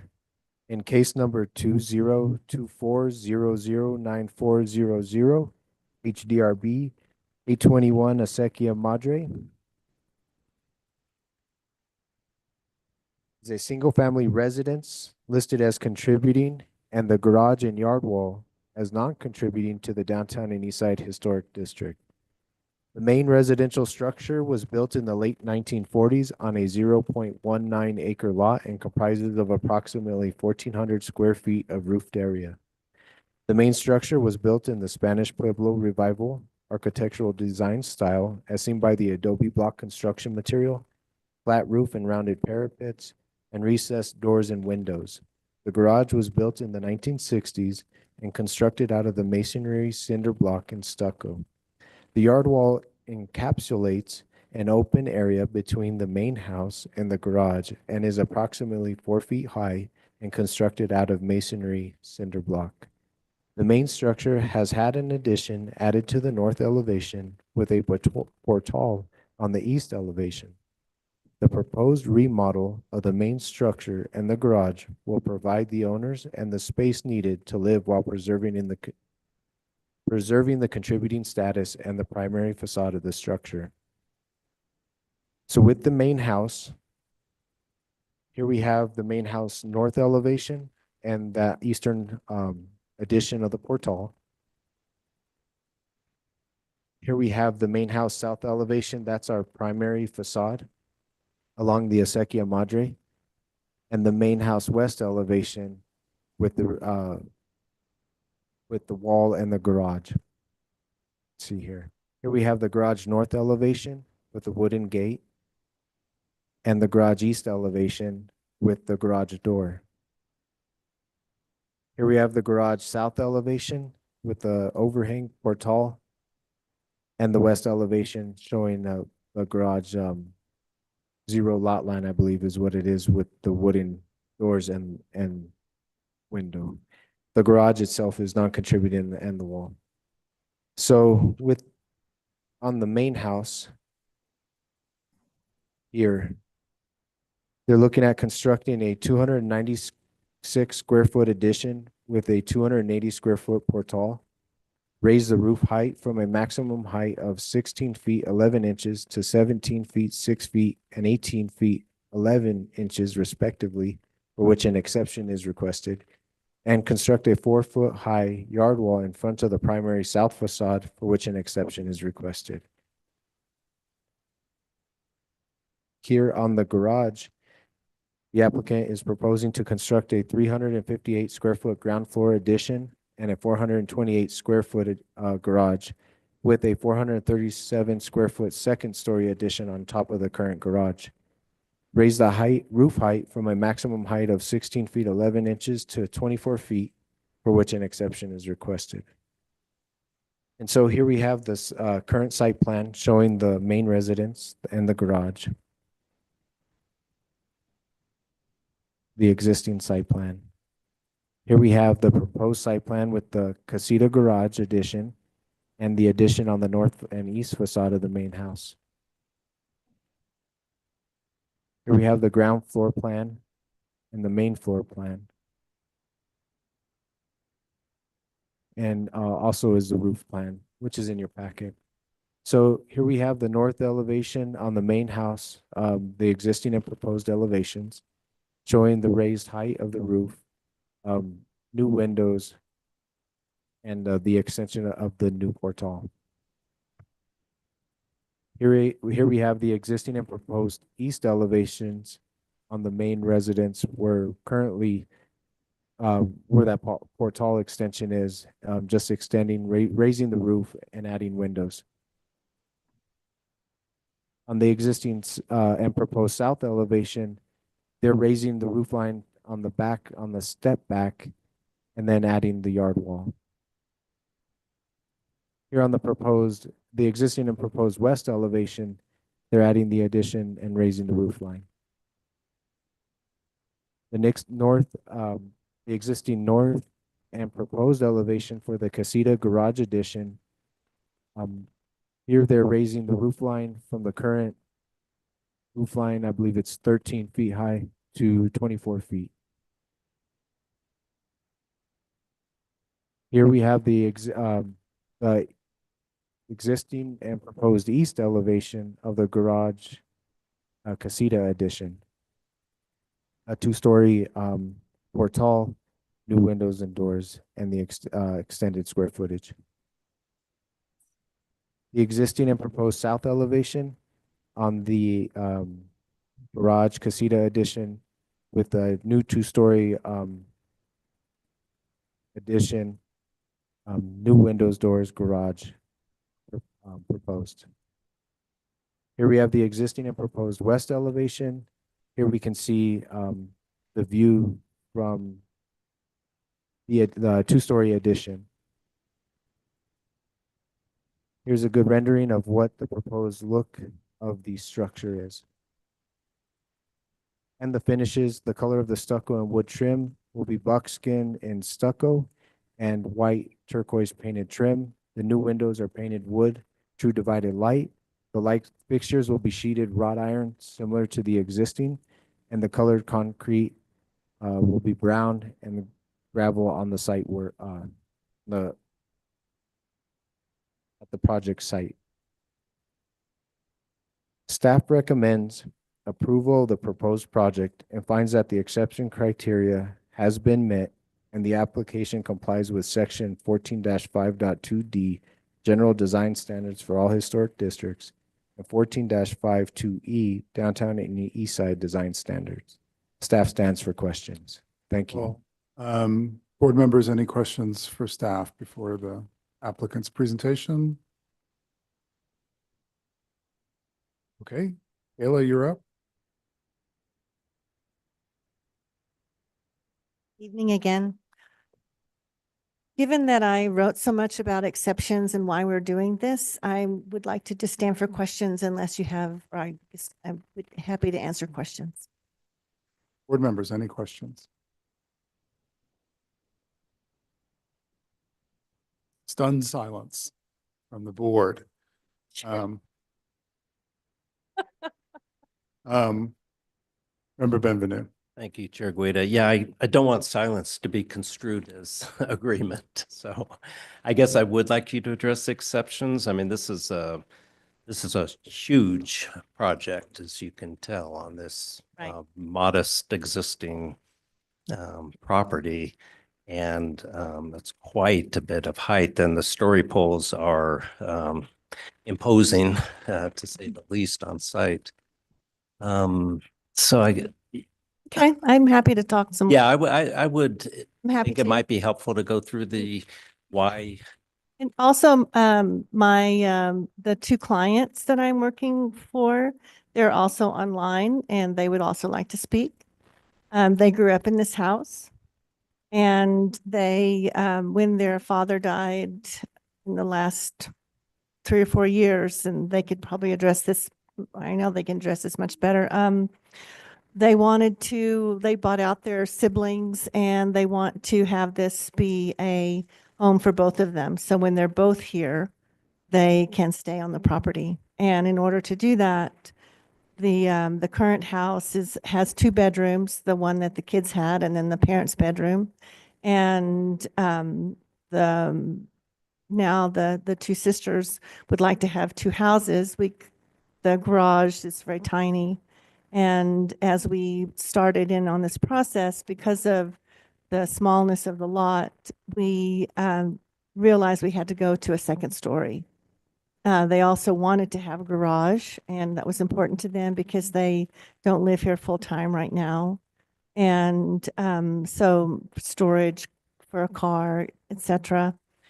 Once you go to a second story, then you're tasked with finding the ceiling heights that are acceptable. And I can't exactly, so, 8, 9, 10 feet, 8 feet is quite short. And so we're hoping for at least 9-foot ceilings. And then in order to get to the second floor, you have to have a stair. There's also the question of the view. One of the characteristics of this neighborhood is that there are quite a few second stories that surround them. And so that's one of the reasons why the deck is on top of the garage, because that is the view towards the mountains that they can achieve from there. So that forced the second bedroom and the bathroom that is on the second floor to the south side. One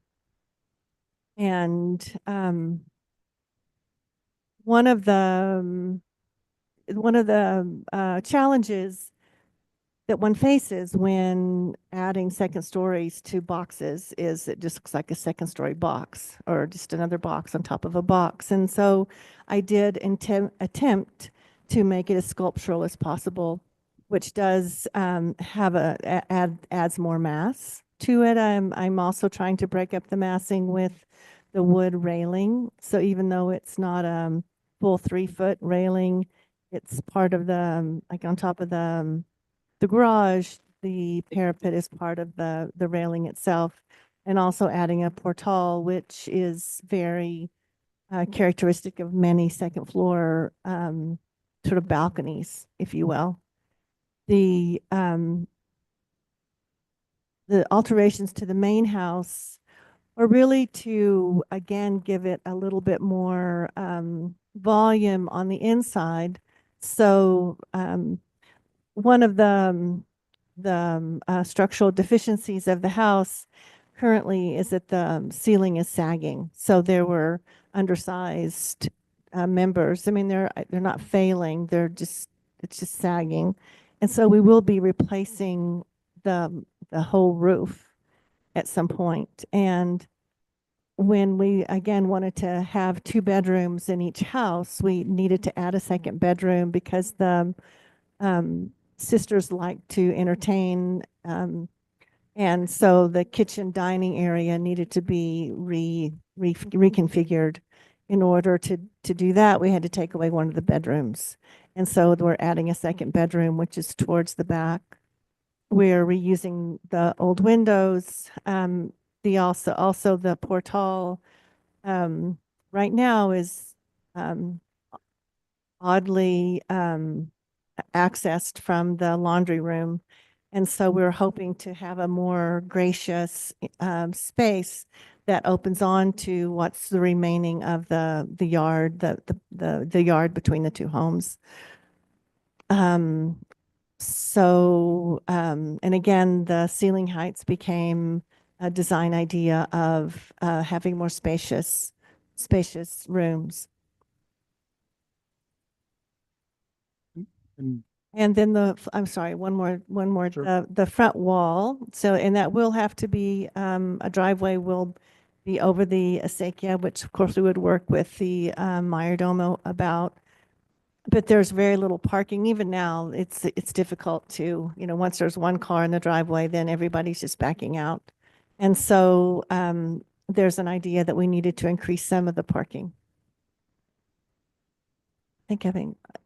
And we've spoken to all the neighbors. The neighbor to the 777, which is the west, they're in favor. The Old Santa Fe Association, I've been in contact with them, and I don't see any of them here. Maybe they're online, but when I showed them the drawings, the members that I showed it to were appreciative of that and felt comfortable, or so they said.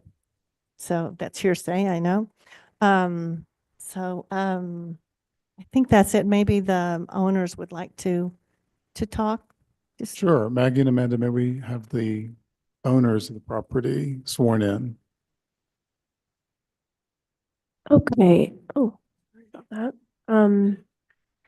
I believe the owners' names on the applicant are Mary and Elaine Alarid. Okay, I don't see anyone with that name on Zoom, but I do see someone. Let me see lower. So I will allow you to talk, and please, if you are the owners, please give us your names and be sworn in. Thank you.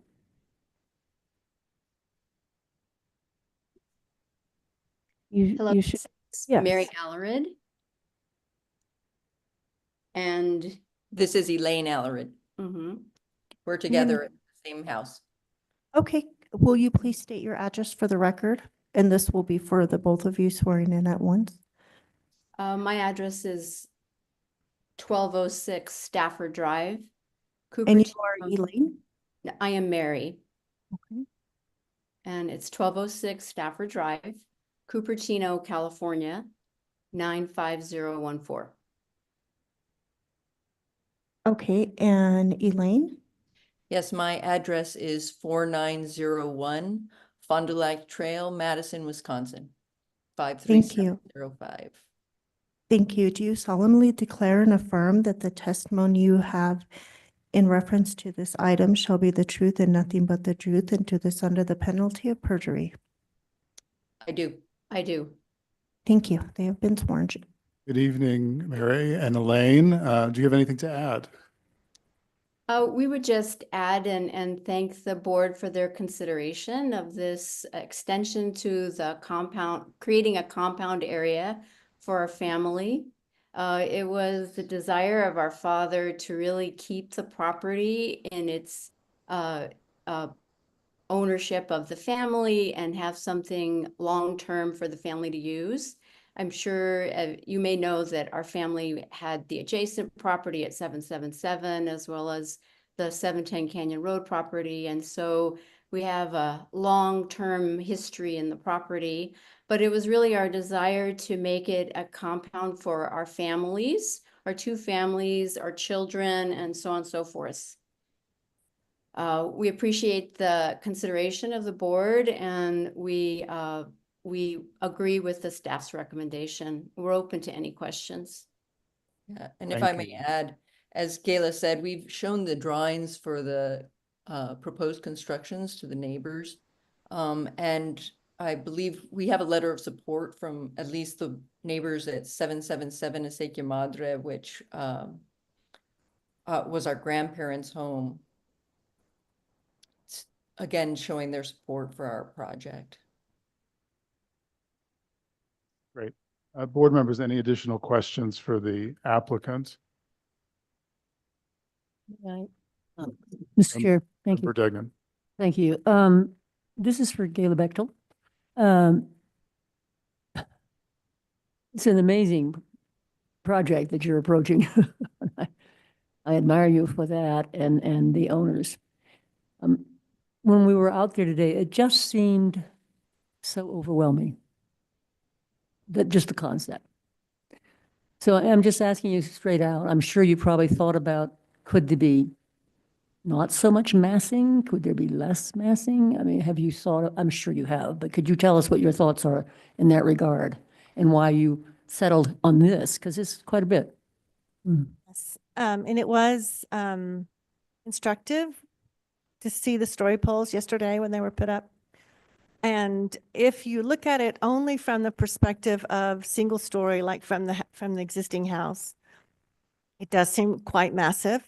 But I also noted that if you look at it from looking at it towards the neighbor that's the second story, and then the further neighbors down that are also very high, it won't stick out that much in that regard. Of course it does right now, because we're going from practically 0 to 24. Could we be slightly lower? We could be slightly lower. I mean, I do feel, I know 24 is the max. We could still, even with 22, probably have comfortable spaces and still have enough structure and roof slope, which are really the overarching factors, or the bottom line factors, right? Does the rain and snow drain, and does it stand up? Yeah. Gayla, just an observation too. I think the massing is really artfully done, and I really like the idea of increasing density in this neighborhood, allowing for more descendants to live on properties that have been in the family. I think that's an admirable approach that the owners have. Overall, they're modest houses still in terms of their total square footage. And in the back house, I like how you've kind of stepped the mass and been careful to kind of step it down at the edges and all of that. And I was a little initially confounded by the height of the main house addition, but I see you're not putting in a second floor. Rather, you're creating the light and volume that you talked about earlier, but also bringing the rear of the main house in scale with the building behind it, right? And allowing the massing to step up so that it's not such a stark contrast between the new and the existing main house. And I think that more than anything is really artfully done. And given that all that kind of taller action happens towards the back, it's enough distance away from the kind of historic part of the house and the primary part. So board members, any other comments or questions? Member Aguilar Medrano. Chair Guida, Gayla, I agree that I think you did a really nice job with the parameters you were given. It's a tough puzzle to try to put together. This is such a cute part of a Acequia Madre where it becomes really narrow and it curves and it's just a very like intimate, one of my favorite parts of Acequia Madre. I am concerned that the height of the structure would be a bit imposing on the streetscape. I'm not sure how staff came to the conclusion that all of the exception criteria was met, like even financial hardship, how that one was met for house that is not lived in full time is my understanding that I love that it's staying in the family. That these two sisters bought it and as they should, their dad built it, but the problem to me seems to be the garage. I think I don't mind the density at all. But I think if you didn't have the garage there, you could have a one-story residence in the back and the issue of the height would be gone. And I know a garage is wonderful to have, but they're hard to come by on the east side. There are many residences that, only have 2 open parking spots, and that's pretty typical. And I think that's just part of living on the east side, as I'm sure this family knows. And so for me, the issue with the garage and the exception criteria, I would have a hard time approving. The garage is, to be clear, is not part of the exception, right?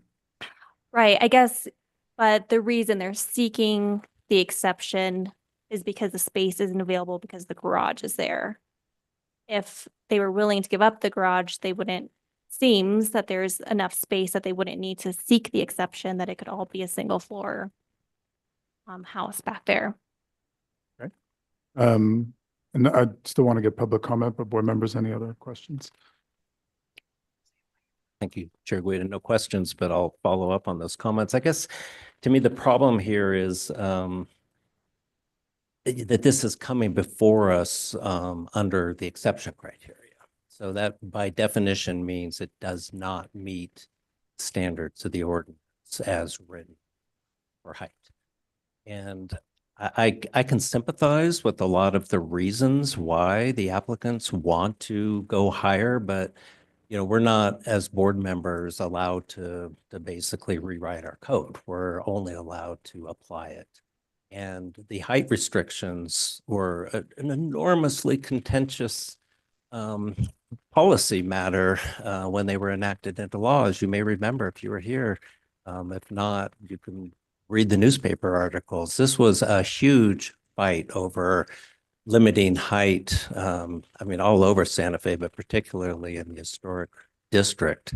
And the governing body, in its wisdom, decided to side with those who wanted to restrict the height in the district, which hadn't been done before until that was enacted. And in doing so, they set forth really specific criteria for how height was to be regulated. And the main process of regulation is not to set arbitrary standards as to height in either stories or feet, but to go by the existing streetscapes. And in this particular case, even though there are some higher buildings, obviously second story buildings nearby, my understanding is that staff has calculated the streetscape height and limited height in this particular property under the standards set forth in our ordinance to 16 feet 11 inches to 17 feet 6 inches. The only way the board has discretion to overrule what the governing body already decided is the appropriate height here is to find that the applicant has met its burden of finding all of the exception criteria have been met. And in this particular case, it just seems to me that the justification for the exception criteria would apply to literally anybody that wanted to build higher than what's allowed in this district. There's nothing specific about this property that makes it unsuitable for being limited by the height. It's just simply that those limitations don't allow these owners to do what they want to do, which is often the case. And so I just see this as a case where we as a board applying an ordinance enacted by the governing body really are very restricted in being able to approve this project. And I don't see how in good faith it could be determined that the criteria have been met here. And I think the real remedy would have to come from a rewrite of the ordinance if this kind of height is desired by the public. My thoughts. Any other board members before we go to public comment? Anyone in this room wishing to speak on this case? Anyone online wishing to speak?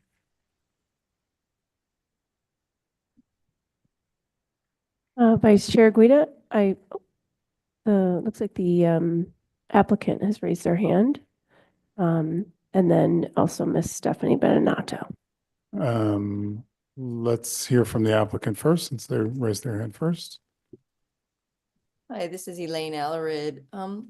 I just want to talk a little bit about that height restriction. I understand that that is the case. Our property next to our grandparents was very close to, had a beautiful view of the mountains to the east. And when the neighbors built their second story, which is quite high, we lost the view. And so part of the, as my understanding sort of historically of these height restrictions was really to allow the families and the neighbors to have the view of the mountains, or to have appropriate views so that sees the cityscape. And so part of the reason why that second story and the deck that Gayla has proposed is there is to maintain the views of the mountains that our property has had for since we've lived there, since we grew up there. I understand that it seems that those story poles seem very imposing, but again, we're trying to stay within making this house a livable house, and at the same time trying to maintain as much as we can of the integrity by matching windows, keeping the facades as dictated by the board already through, and by working with Gayla to do the best we could to make this livable for two families.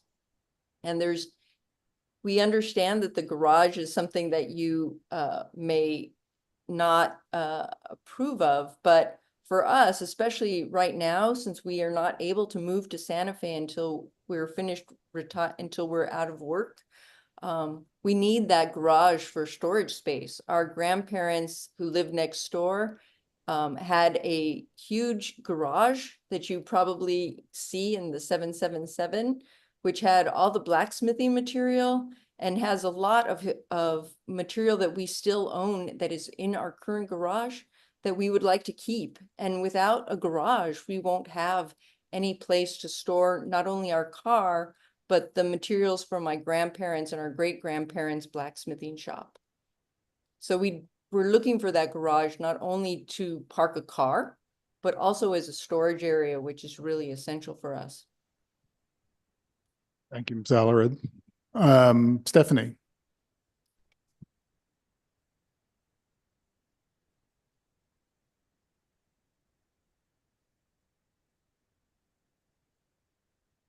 Stephanie, are you there? Oh, here I am. Can you hear me now? Yes. Okay, I'm sorry. Somehow it got muted. I'm in agreement with the comments made by the members Aguilar Medrano and members BM Danu. I think that this is really imposing. I think it changes the streetscape, and that really this is wants and not really needs. And I agree that if you didn't have the garage, you could easily have a second residence there and would avoid the need to go up more than, it's almost 18 feet that's allowed. So it seems quite spacious, and maybe even could have a loft type space there too. And seeing the mountains is not a criteria for allowing exceptions. It's not a hardship. And I don't see any of this really being a hardship because as you say, it's a part-time residence. As far as the blacksmithing materials, you know, there are storage spaces that can be rented if needed. And I have to say that 777 was just a sort of a sellout in that the blacksmithing shop that you could easily see and recognize from the street was totally destroyed. The view of it was totally changed. The primary facade was added on to, half of it was totally redone. And the newer owners, and the Allarids supported these changes, as I remember. And the new owner, before they were even done, even though they were going to live there forever and they really, really needed 3 bedrooms, 3 baths, and a den, before they were even done, they put it up for sale. So again, I think that particularly member Bienvenue is correct, that you have to apply the law as it's written, and that they do have ways of having 2 residents. It just may not be everything that they desire. Thank you. Thank you, Stephanie. Gayla, yes. Just have one clarification. It says prevent a hardship. It does not say financial hardship in the code. Thank you. I understand the code a little bit more differently, that, that we have a height ordinance that was enacted well after the historic code was adopted. And while some of its intent was clear in terms of making or attempting to ensure that new development was in keeping with the character of the streetscape, by focusing just on a number and a very arbitrary calculation that's mostly to do with height, we get into this place where we often just talk about height as a number. It's been brought up in front of this board before that, it often results in an unworkable number for either for a number of stories, and it can also limit a particular property that otherwise has 2-story houses in the neighborhood. I think the other thing, in my view, is that such a restriction builds upon other restrictions and precludes the type of density that this project is attempting to achieve. In essence, it's an exclusionary ordinance, on top of the district's ordinance being an exclusionary ordinance by nature. We could look at the hollowing out of the historic districts of Hispanic families, of lower income families, of diversity, and all of that.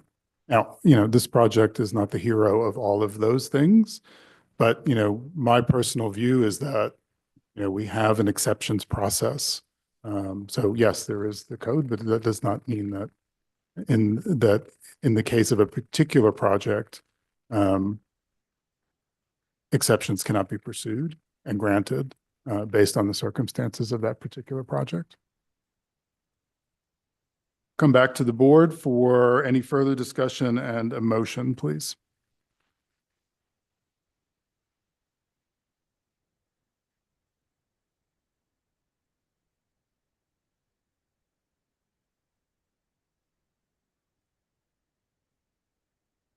Bienvenue. Thank you, Chair Good. Well, I guess maybe some discussion first. If I were to make a motion, it would be to deny on the basis that the exception criteria have not been met for the height exceptions. But I'm not sure. To me, that would mean that the whole thing would either need to be appealed and overruled potentially, if the applicants really want this project as set forth, or a complete redesign. In other words, I'm not sure I can find a middle ground where we can approve parts of it that would be helpful to you. so much hinges on the ability to get the height exceptions. Is that fair to say that it doesn't really do you any good without the height exceptions? You kind of either need to get it that way as designed or redesign. Correct. That's- 21.6 would give us what we want. I mean, that's 3.5 feet lower than what it is now, or what, the way it's designed. I mean, I could see designing that. Otherwise, I'm sitting here in my head like, oh, okay, we used to have, and it's because at one point we had all of it on the ground, but then there was nothing left on the ground because all of the open space then is at the front of the house, which is not usable really. And, or, it's not private, it's on the street. It's certainly where I have photographs of them riding their tricycles on that street, but on the driveway. And so, then we would have to encroach further towards the rear property line, which we are allowed to do. And so, so we could, make it bigger. We could get the same square footage or close to it. I mean, in some configuration. Yeah. So we could certainly go lower than the 24. I still feel that we need a height exception. And if that's where you can't get, then you're right. There's really not a compromise that I see either. We would need some kind of height exception, just a lesser one. And then I would like to point out that that all of the exclusions that the city staff cannot add to the height calculation just dumb this thing down further and further. And so that you end up with these 16-foot heights that are not worth anything for anyone. And so even though all around this property are two-story buildings, and especially the one next door. Thank you, Gayla. One more clarification from staff on the main house. How much additional height is being requested from what you calculated was available to them? For the main residence, they're proposing, I believe it was 17 feet 6 inches to 18 feet and 11 inches respectively on the main residence. Maximum allowable height is 16 feet. 16 feet, 11 inches. Maximum allowable is 16 feet, 11, and what their plan would be. +2. Yeah, but it would vary between 17.6 and 18.11. Okay. Yes, sir. Understand that.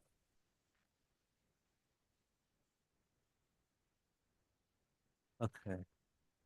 I'll try a motion then. In case 2024-009-400, HDRB 821, Acequia Madre would deny the move to deny the application on the basis. No, I'll move to accept approve the application for the addition to the main house, finding that the exception criteria have been met for the reasons stated in the staff report, but deny as to the height exceptions for the accessory structure, or what are we calling the other building? That staff report.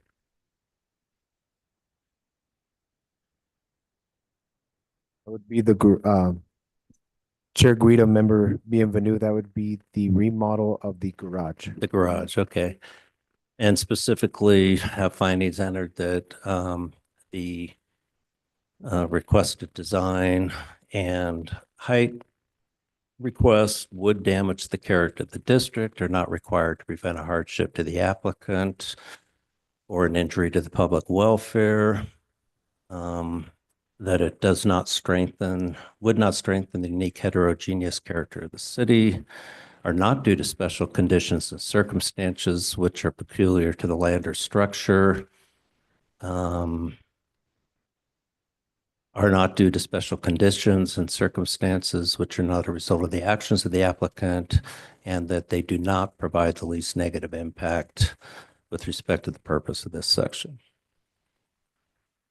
And none of that is with prejudice to the applicant's right to seek to come back to the board at a future date with a redesign, including a request for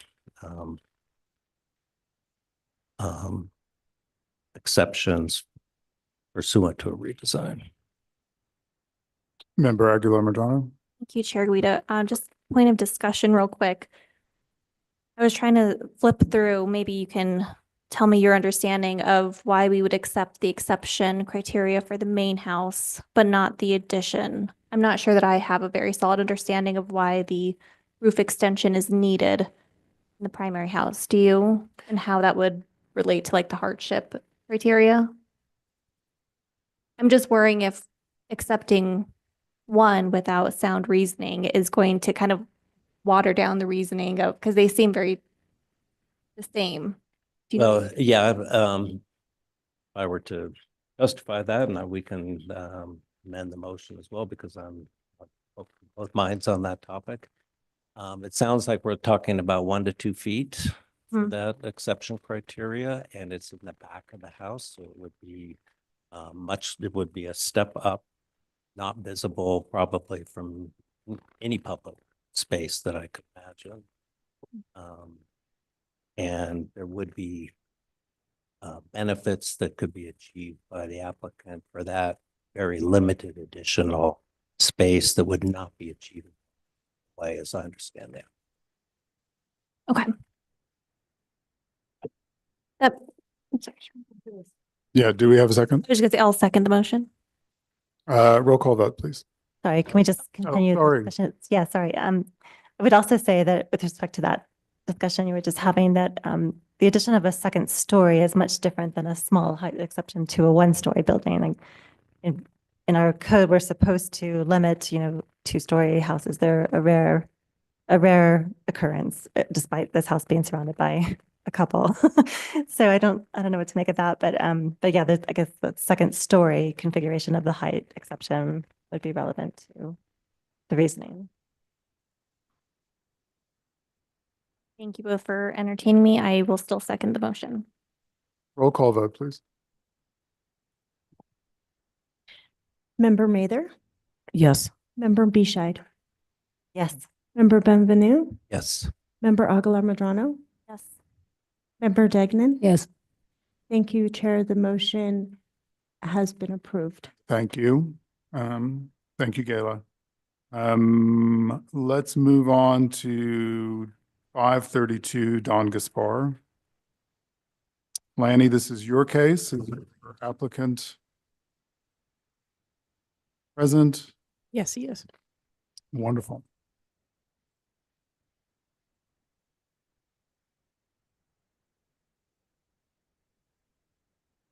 Okay, this is case 2024-9381 for 532 Don Gaspar Avenue for alterations to a remodel. 532 Don Gaspar is located on the northwest corner of Don Gaspar Avenue and West Santa Fe Avenue. The single-family residence at 532 Don Gaspar Avenue is a craftsman bungalow style, listed as significant to the Don Gaspar Area Historic District. It was built in 1928 and is documented as Tyler's Drugstore in 1928. It is located on the corner of West Santa Fe and Don Gaspar. It has a detached garage to the west of the main house that is designated as contributing. Main house has a mostly square footprint and faces east to Don Gaspar Avenue. It is red brick with a projecting pitched cross gable hipped roof with metal tiles.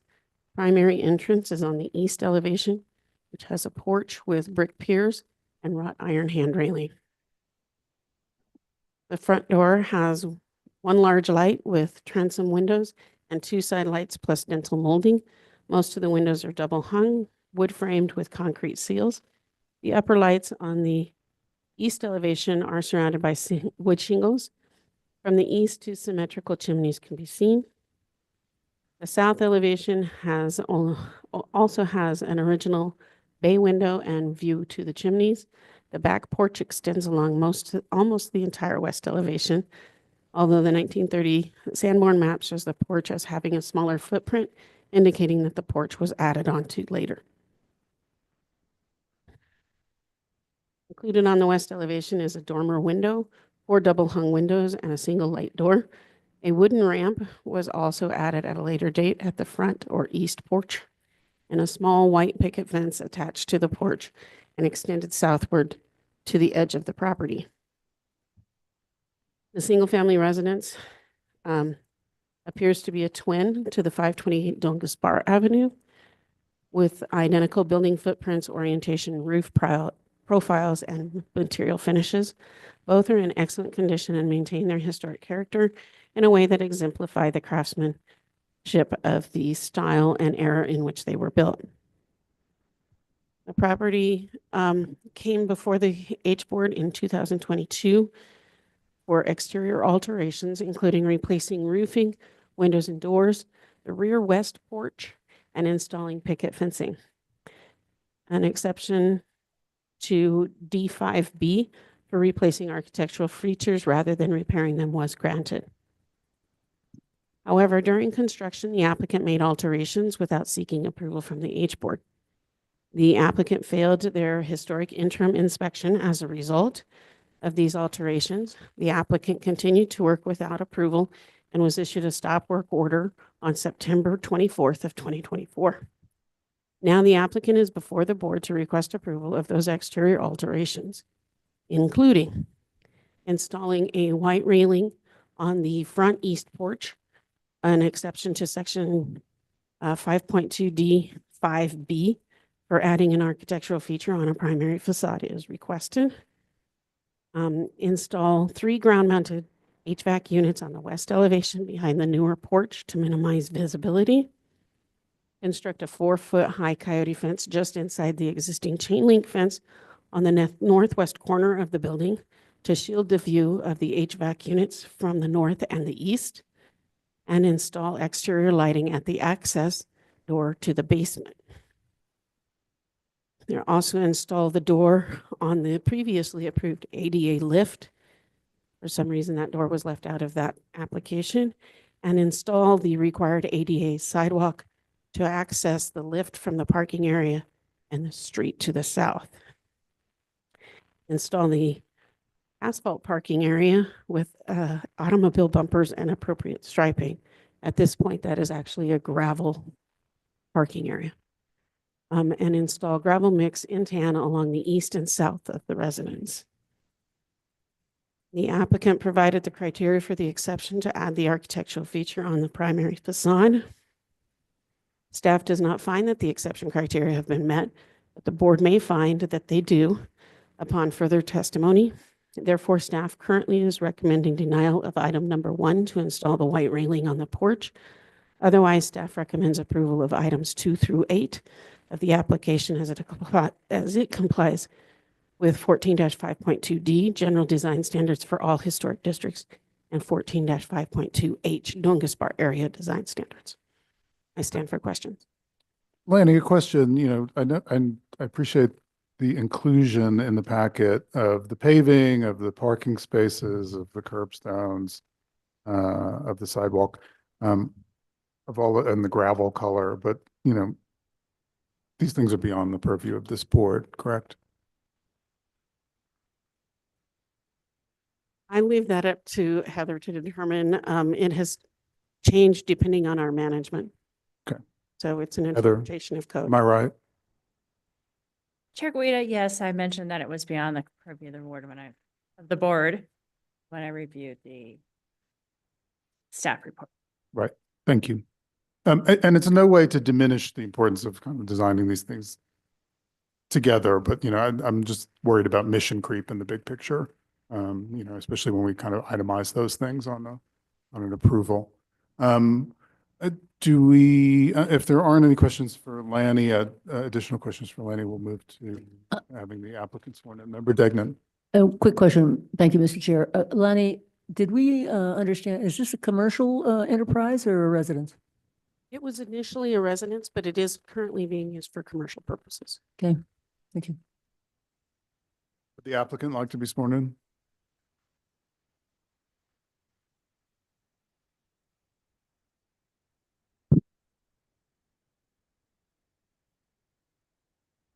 Hey, please state your name and address for the record. Ken Hannon, 17D Amaro Sueño, Santa Fe, New Mexico, 87507. Do you solemnly declare and affirm that the testimony that you are going to give to the above referenced item shall be the truth and nothing but the truth, and do this under the penalty of perjury? I do. Thank you so much. Sir, anything to add to staff's report? Well, we had this bid issued 2022. And everything that did, everything back what those dates mean, where they're on here. Those everything that we've done, everything that proved we thought would, otherwise we don't think we would have got to. Now, when we were getting an inspection, we started working on the sidewalks outside. We were informed that we needed to get a street cut permit for that. And that's when Anthony Maestas came over and informed me that there was a few things that were questionable. And we were just trying to do was on the print. And I believe Mr. Mochino, is that your name? I think you showed up one day and you were the one who suggested the coyote fence in front of the AC units. But those are all on this approved print showing. And when we had an inspector come by, he informed me I was going to need to put a rail on the front of the house because it's too high. It needed a proper railing with the less than 4-inch spacings and stuff on there. And I wrote Lainey a note asking about the rail, and she suggested to match it to the back porch that we had built. And I thought that was her saying, go ahead and build the front rail on the thing. We built it and we were informed, no, it hadn't been approved. So the ADA inspector said I needed to have a rail. And so when I asked Lainey, I just assumed that she was saying, go ahead and match the back rail in the back. And I guess that wasn't the case. So we've tried to, keep the integrity of the building because it's a great building. We did really well building that. Okay. And it's nice you guys are preserving these buildings. So I'm just pleading my case right now. I got to see what we got to do with this rail. Is it code or is it not code or? Good question. So I understand doing projects in the historic districts is not for the faint of heart. So thank you for that testimony. Yeah, and I in talking in kind of trying to cross out the gravel and the asphalt and stuff like that. I'm trying to get to the core issues here. And I think, and issues that maybe, I'm thinking a lot of these could have been addressed administratively by staff, but perhaps the exception requirement for the balustrade on the front porch is something for this board to review. So let's maybe start there. Board members, any clarification questions, any comments? Member Benvenu. Thank you, Chair Guida. Yeah, so I guess the first preliminary question I have for staff is that railing required?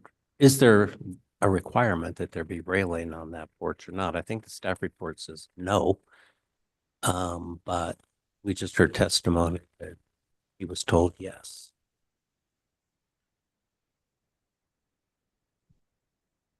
Guida, Member Benvenu, my understanding that anything over 30 inches needs a fall protection under the code, building code. That's not 30 inches. That looks like it's about 24 at the most, maybe.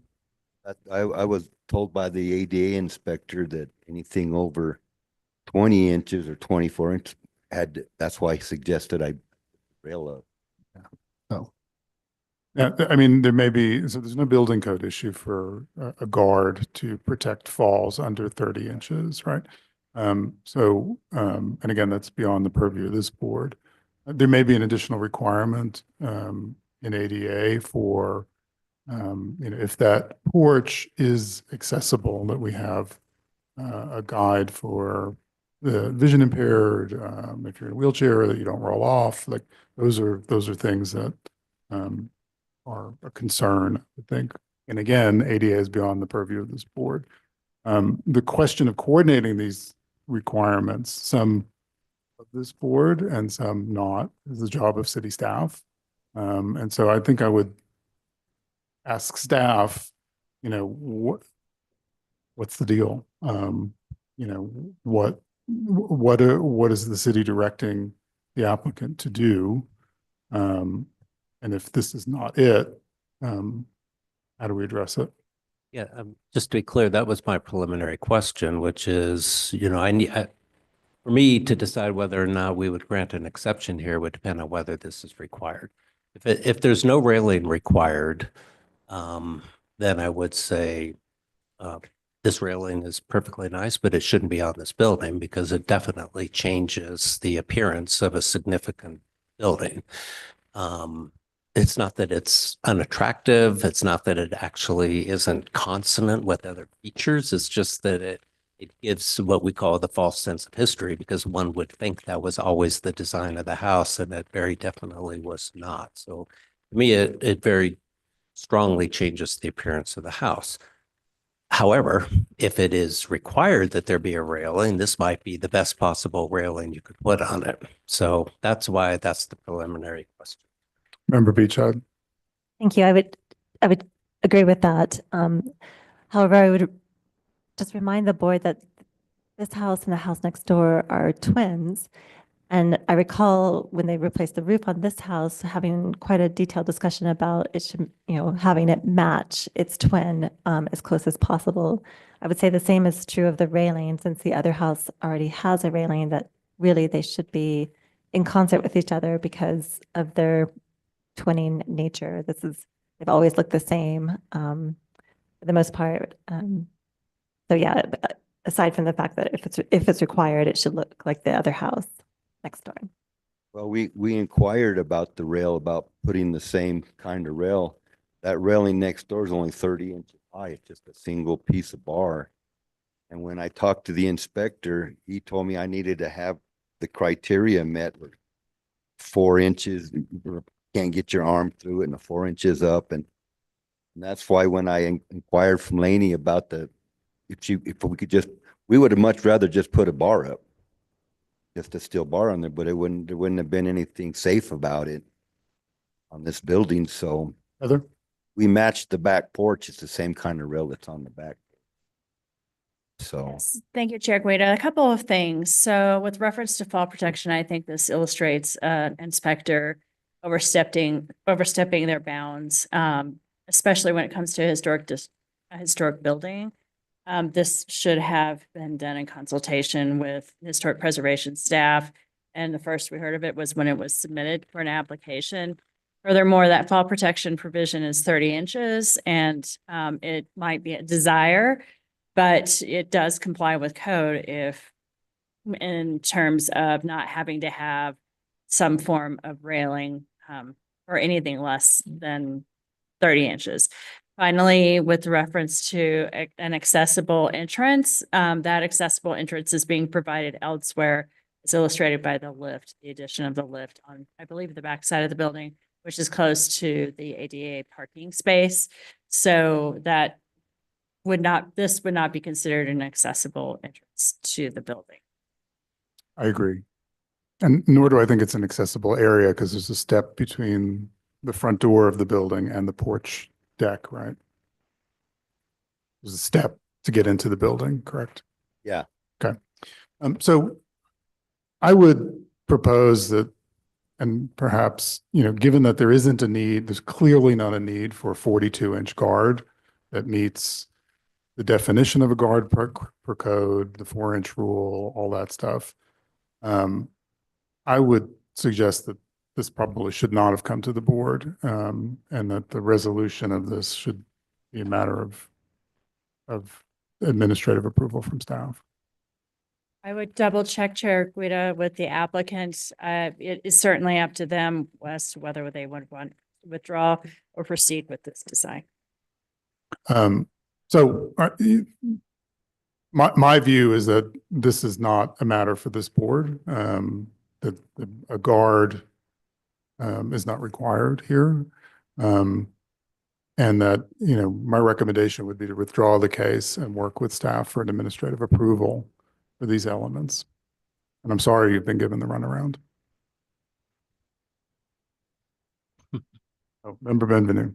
Chair Guido, I completely understand where we're trying to find a solution to this, but I do think that it has become within the purview of the board because an alteration has been made to a significant structure, which can only be done with board approval.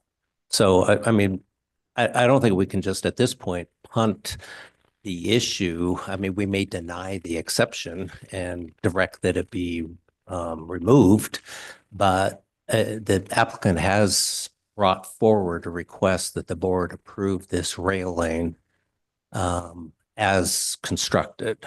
And that strikes me as something completely within the purview. I do agree they got that information that led them to put that on in the first place, which created the problem. So I'm in complete agreement there, but I think at this point, now that it's been done, the board needs to take some kind of action with respect to the railing as it exists. Fair enough. No doubt the same result, but I think you're right. Let's make a decision here. I'm going to ask for public comment. Anyone in this room?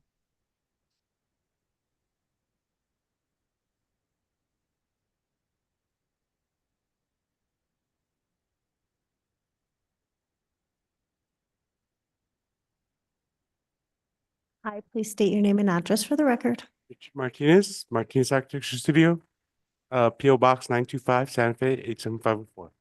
Thank you, Richard. Do you solemnly declare and affirm that the testimony you have in reference to this item is, shall be the truth and nothing but the truth, and do this under the penalty of perjury? Yes, I do. Thank you, Chair. Hi, Richard. It's not my usual thing to comment on a case, especially one right before mine, but whether or not this is bad information, and I doubt it's bad information, the contractor cannot get his final inspection without this railing. So I'm just throwing that out there. You may say that it's not necessary, but an inspector is saying it's necessary. So just throwing that out there. Member Degnan. I would just like to ask, could we just get a clarification of what the inspector said or didn't say? Whatever that person told the owner that precipitated this fence railing. I've been in this situation before. The inspectors for the city of Santa Fe that are not in historic, that maybe on the ADA part or things like that, will make requirements in order for the contractor to get his final inspection that are contrary to this board's desires. And that's just the way it is. And so without a resolution, this contractor is not going to be able to get his final inspection. That's all. And so to that end, Mr. Chair, I'd like to have someone with a little bit more time on this board than I have had lately, or at all. I'm learning, but I think I'd like to hear a motion that sends it back, a withdrawal of some sort, I should mean. I don't mean sending it back. I don't know where to send it.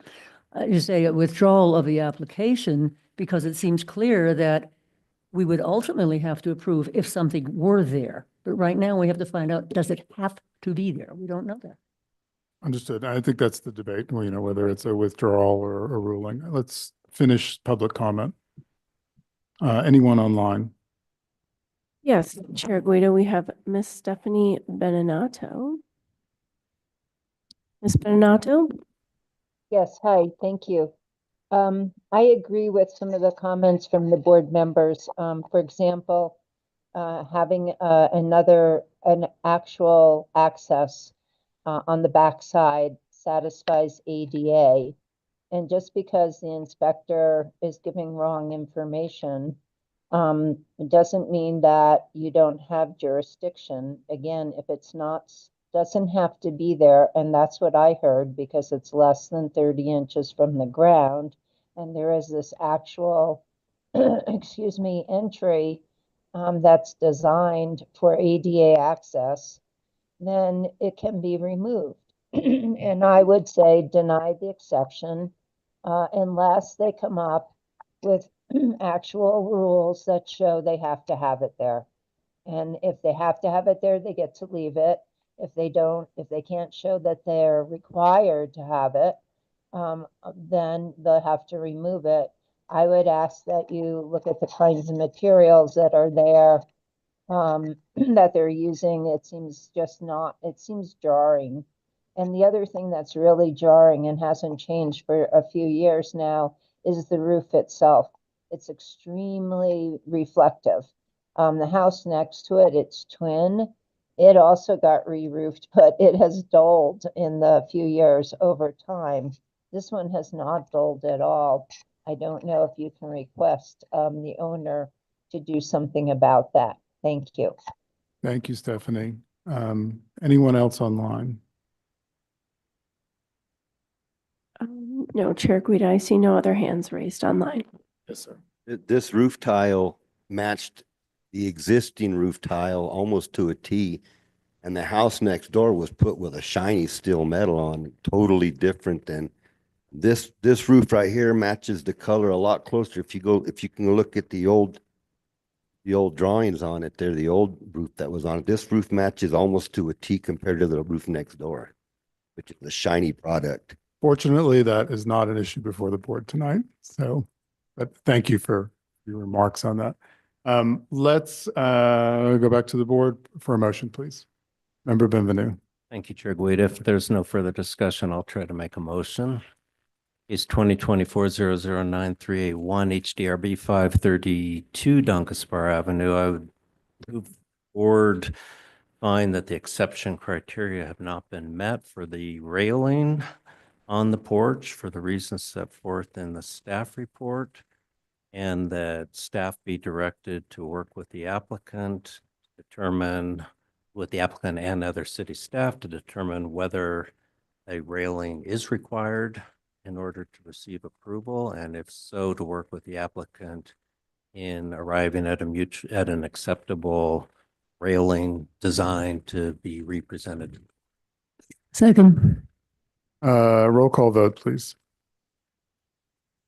Member Mather, Yes. Member Bescheid, Yes. Member Benvenu, Yes. Member Degnan, Yes. Member Aguilar Madrano. Yes. Thank you. The motion has passed. Thank you, sir, and sorry for the runaround. Well, I'm taking that down.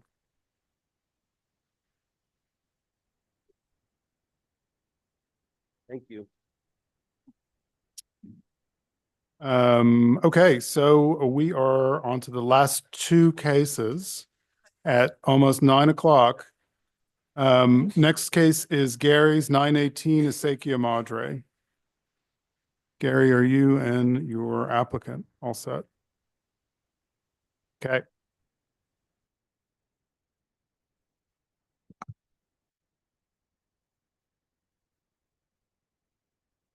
Case number 2023-007675 HDRB. Single family resident at 918 Seca Madre is listed as contributing to the downtown and East Side Historic District. Bubble revival style pink adobe house is 1,387 square feet and was likely constructed in the late 1930s. Based on aerial photographs, it looks like current footprint by at least 1957. On November 14, 2023, case number 2023-07314 HDRB, the Historic District Review Board maintained the contributing status of the building and designate the longest portion on the east facade as primary.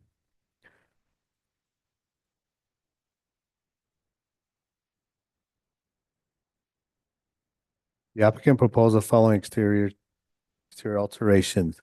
Construct a 300 square foot addition to the height of 10 feet on the north elevation. Construct a 343 square feet carport addition to replace a storage room of 140 square feet on the south elevation. Construct a 37 square foot portal connecting the garage with the house. The portal is set back 10 feet from the primary elevation.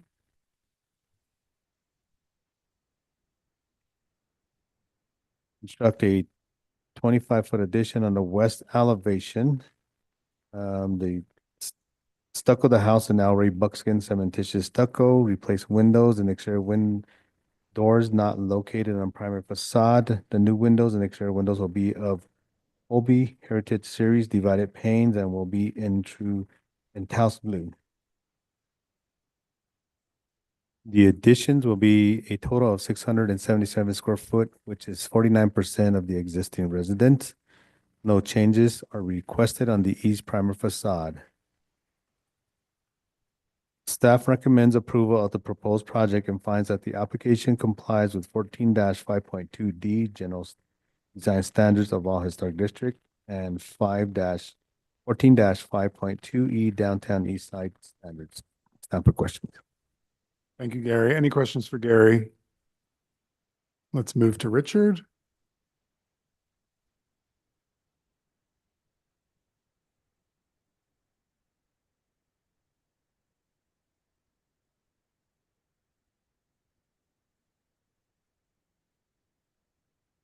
This is a very interesting house. As you know from the historic report, the entrance was originally on Camino Monte Sol. And so the back of the house was originally the front of the house. The house consisted of that 4 square section in the middle of the house. So 4 rooms, no bathroom, outhouse, probably. This was a farmhouse. And when it was renovated into the Santa Fe style, then the entrance was moved to the other side of the house. So that's where those windows that we're retaining and the door that we're retaining was put on at that point. And so it doesn't match any of the other windows in the house. Those windows don't match any other windows. What we're going to do, we're not going to touch that front. We're going to leave it alone. We're actually going to keep the door, even though I'm walling behind it, so that it doesn't go into the room anymore. Doesn't serve as the front door, but it's still there from the outside. We're going to make the entrance up the side of the house, which actually faces the driveway, the road, so that you see it. You see the entrance when you come up to the house. So it's a much more gracious way to come into the house. And incidentally, I wanted to point out, it's not the first time the entrance has been moved in this house. And then I'm actually putting the entrance on the side of the house, and then I'm putting the addition, an addition that serves as a master bedroom for the house, because the house doesn't have any bedrooms with bathrooms right now as it is, but we will make one, and then we'll take this existing storage room and expand it on the other side of the house to be the garage on that side, along with various interior renovations and making some exterior space, because this house has no portals, no outdoor living space, which is such a wonderful thing in Santa Fe to have. And I do it on every house that I can. We're also raising the parapet on the section on sections of the house, because originally, because the front was on the other side, it meant that the roof sloped back, and so which was originally the back of the house is now the front of the house. And visible, it doesn't look great because of the way the roof. We're also going to replace all of the other windows in the house, with the exceptions of the ones on the primary facade. And those windows, the new windows will be in the same style as the windows we're retaining. So it'll be more cohesive that way. So that's my presentation. I stand for any questions. Board members, any questions for Richard?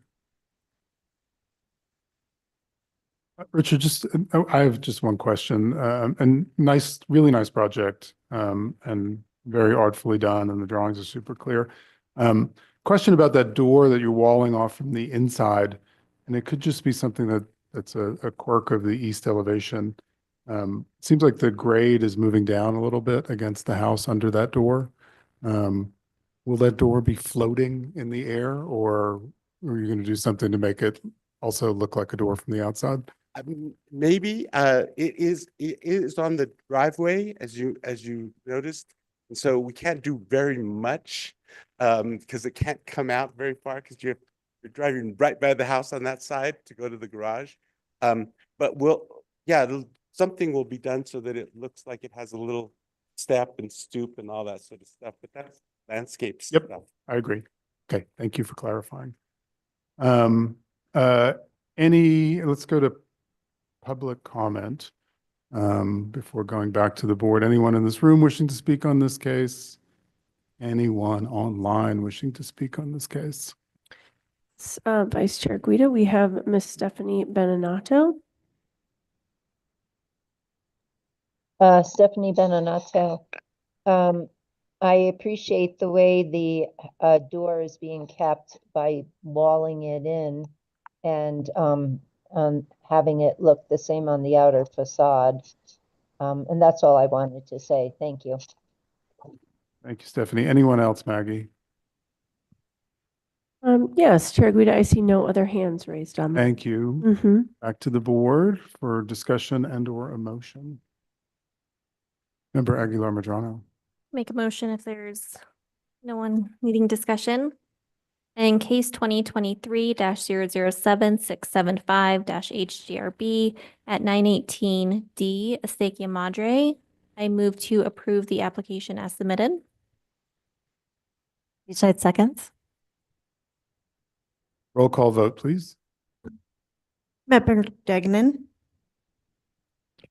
Yes. Member Benvenu, Yes. Member Bescheid, Yes. Member Mather, Yes. Member Aguilar Medrano. Yes. Thank you, Vice Chair Guida. The motion has passed. Thank you. Congratulations, Richard. It's not just because it's late. It's a nice project.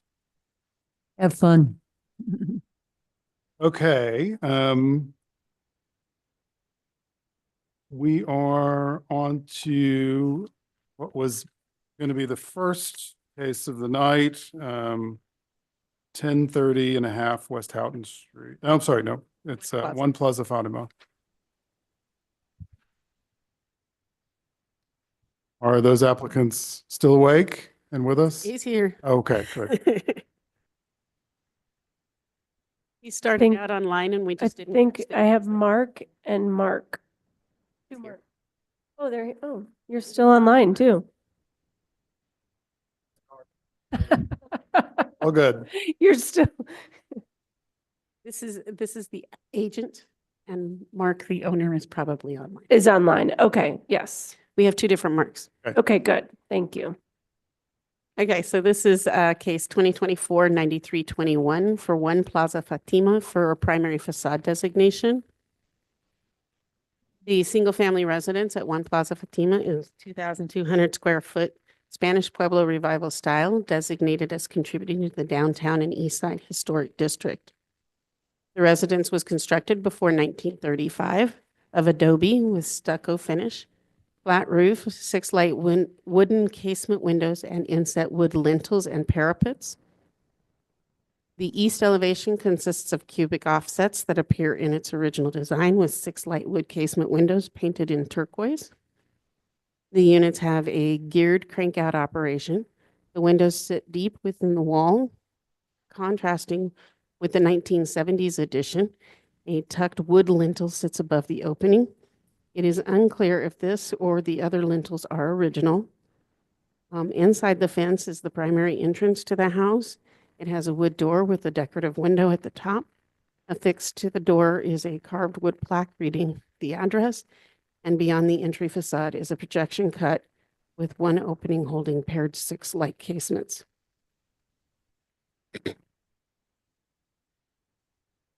The south elevation and the east end, at the east end, shows what is likely the original fenestration openings, beginning with a set of 5 6-light casement windows. Comparing the current facade with the 1984 survey photo, the lintels in the 1984 photo are fully exposed lumber, with the current tucked element calling into question the treatment given to the other headers across the house. In addition, new Viga ends have been attached to the elevation, and the stylized stepped canales were replaced with off-the-shelf trough units. West of the altered portion of the south elevation begins the 1970s addition. The addition was constructed between 1973 and 1978. The roughly 1,000 square foot appendage has similar wood casement windows, but set closer to the edge of the outer wall. The addition is entered through an ornamental wood door, and the addition is approximately 48% of the original footprint of the building. The west elevation is entirely made of the 1970s addition. It has 3 openings fitted with casement windows, topped with tucked lintels. The north elevation of the building encompasses a courtyard. The original building, forming the east and north sides of the courtyard, has similar fenestrations to the other facades of the house. Courtyard's west wall represents the addition and has French doors. The east end of the original building has no openings. The west end includes a single opening holding 6 light casements. The HCPI mentions that the south facade had an alteration sometime between 2005 and 2020, and the windows and doors were replaced prior to 2020. There is no case on file in the Historic Preservation Division showing approval for any alterations during that time frame. In 2022, the H Board approved the construction of a freestanding carport in the driveway south of the house. The carport matches the Spanish Pueblo revival style of the residence. The applicant is requesting primary facade designation for the residential structure. The house has a historical significance for its association with Rosa Margaret Curtis, who developed Plaza Fatima. Compromising this association is the 1970s addition, which changed the overall design of the 1930s house, as evidenced by aerial photographs. The addition lost much of the integrity aspects of design, materials, feeling, and association the house conveys of the Curtis period. However, the east facade and southeast corner still represent this period. The additions are likely to be historic in their own right, as they may have been constructed prior to 1975. Therefore, staff recommends the historic status of the structure be maintained as contributing, and the east elevation and southeast corner, facades 1 through 6, be designated as the primary facades per section 14-5.2C, designation of significant and contributing structures. I stand for questions. Thank you, Lanny. A quick question about facade 6. I guess my question would be, is facade 6 absolutely necessary to convey the character defining features of this house? And I ask that question, because it is attached to an unremarkable 1970s facade. It's not set back or advanced forward 10 feet from it. If we include facade 5, don't we effectively capture that corner that you mentioned as being important? Yes, you would just be excluding the windows on that facade 6. Thank you. Any other questions for staff? Applicants. So let's hear next from the applicants and get them sworn in. Let's do it in person and online simultaneously, perhaps. Marks. Okay, I'm going to have the one in person. Please state your name and address for the record. Mark Lopez, 151 Elena Street, Santa Fe, New Mexico, 87501. And the gentleman on Zoom, Mark on Zoom, please state your Yeah. name and address for the record. Yes, can you hear me? It's Mark Kreloff, 1 Plaza Fatima, Santa Fe, New Mexico. And I'm joined by my wife, Allison Moore, who also owns the house with me. Allie, you want to? Hi, this is Allison Moore. My address is 1 Plaza Fatima, Santa Fe, New Mexico. I'm going to swear you in all at the same time. If you could please all raise your right hand. Do you solemnly declare and affirm that the testimony you have in reference to this item shall be the truth and nothing but the truth, and do this under the penalty of perjury? Yes. He's a little. Yes. They all three have been sworn. Chair. Nicely done, Amanda. Thank you. You have anything to add? Oh, I apologize. We didn't get to hear this case earlier. I was at the office on Zoom and on call. The last time I was here was 2 years ago. It was during COVID. There was no in-person at all for meetings. I thought that protocol was still current. And that's why we're doing it late, and thanks for hanging out. Great. Thank you for being patient. You agree with staff's recommendations? The homeowners and I were unable to develop a reasonable argument to counter staff's recommendations. It's too late for unreasonable arguments, so yeah. We agree that the east facade is should be designated as the primary facade. Thank you. Board members, any questions for the applicant or for staff? Member Aguilar Medrano. Thanks, Chair Rita. Just a clarification from staff in case other people are listening. Applicants don't have to be in person, correct? They can join via Zoom still. So Yeah, we were all on the call, but the information that was provided was not correct, and we couldn't join the call. We had to find it another way. oh, so you also couldn't join the call? Correct. Yeah, right. We were Sorry, watching Mark in person. Were you I able wasn't able. Okay, so just to clarify though, if you ever have to come back, you can join via Zoom. You don't have to come in person if that's your preference. Okay, thank you. I'm sorry that the link didn't work, but just in case you have to come back, so you know. Well, the link worked. I was able to zoom in visually. Okay. And then I was going to do the phone combo. So I called in, I got in there. And when I got called to come up and state my case, I tried to speak and nothing happened with that. Okay, so you did everything right, it sounds like. We might have sounds like maybe you were missed in the Zoom room, but if you come back, you can join via Zoom. Thank you. Board members? Member Benvenu? Thank you, Chair Guida. I guess I'd just like to support staff's recommendation that facade 6 be included. This is a really significant property, and I don't use that in the meaning of the word as defined in our statusing, but just what it is. Plaza Fatima and Rosa Margaret Curtis. This has the original footprint other than the addition. It's incredibly well restored, and it's extremely visible because it's in this plaza. And both, I think that really, even though you come down the driveway and those eastern facades are what you primarily see as you move through the plaza, that facade 6, I think is very, very important to the building. And it has complete integrity as far as I can tell up until the point of the addition. So my personal preference would be to include that facade as staff recommend. Thank you.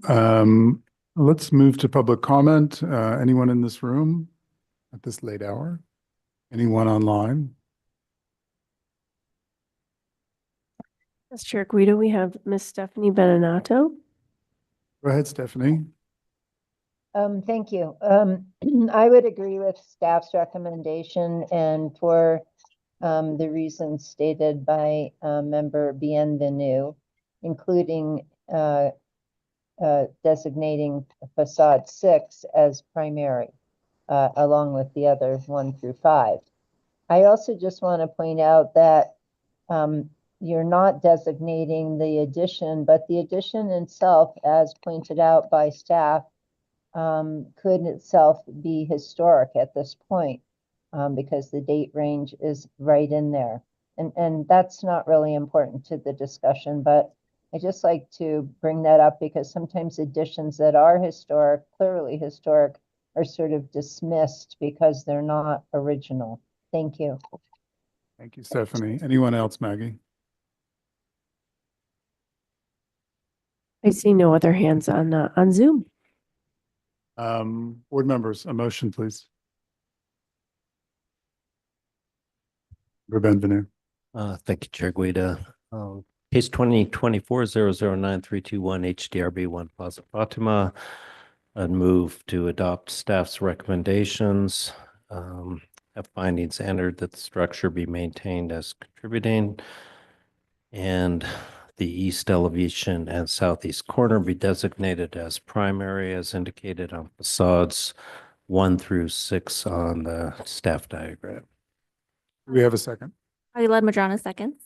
Amanda, Just- oh, sorry. Sorry, Member can I just Beachhead. ask for a clarification on facade 6? Because I think it does include the addition. Are we including the full facade 6 or just the south? So not including the addition. I didn't realize. I thought facade 6 would just went up to the addition. So I accept the clarification. Okay, thank you. Thank you for that. Roll call vote, please. Yeah. Verify who was the second. Thank you. Member Mather. Yes. Member Bescheid. Yes. Member Benvenu. Member Aguilar Madrano. Yes. Member Degnan. Yes. Thank you, Chair. You're passed. Thank you. Okay, we're done with cases. Thank you very much for coming in. Sorry for the delay. Discussion items, staff, any discussion items for the board? Heather? Yes, thank you, Chair Guida. I wanted to let the board know that we're going to provide an update for the land development code as well as the general plan. That project has been initiated with the consultants, and we would like to give you an update on where we are and where we're going with the general plan update. We're looking to economize a little bit with phase 2 of the land development code update, where we're going to be dealing with those key issues like density and some of the other things that have been brought up during the code review process. And with conjunction with the general plan update, where those key issues are oftentimes related, on both levels from a policy framework as well as from a regulation framework. So I just wanted to let you know that we're going to be having guests from current planning and our strategic planner come and make presentations. And exactly when is that? Is it during this meeting? Yes, it'll be Not a separate. prior to case review for Okay. December. December 10th. Thank you. Yeah. Thank you, Heather. Any other discussion items? Any matters from the board? I have a matter from the board. I will be on travel for the December 10th hearing, so I will not be here. We'll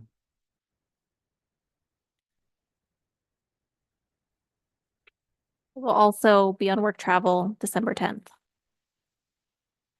Thank you. And happy Thanksgiving. Yes, happy Thanksgiving to everyone.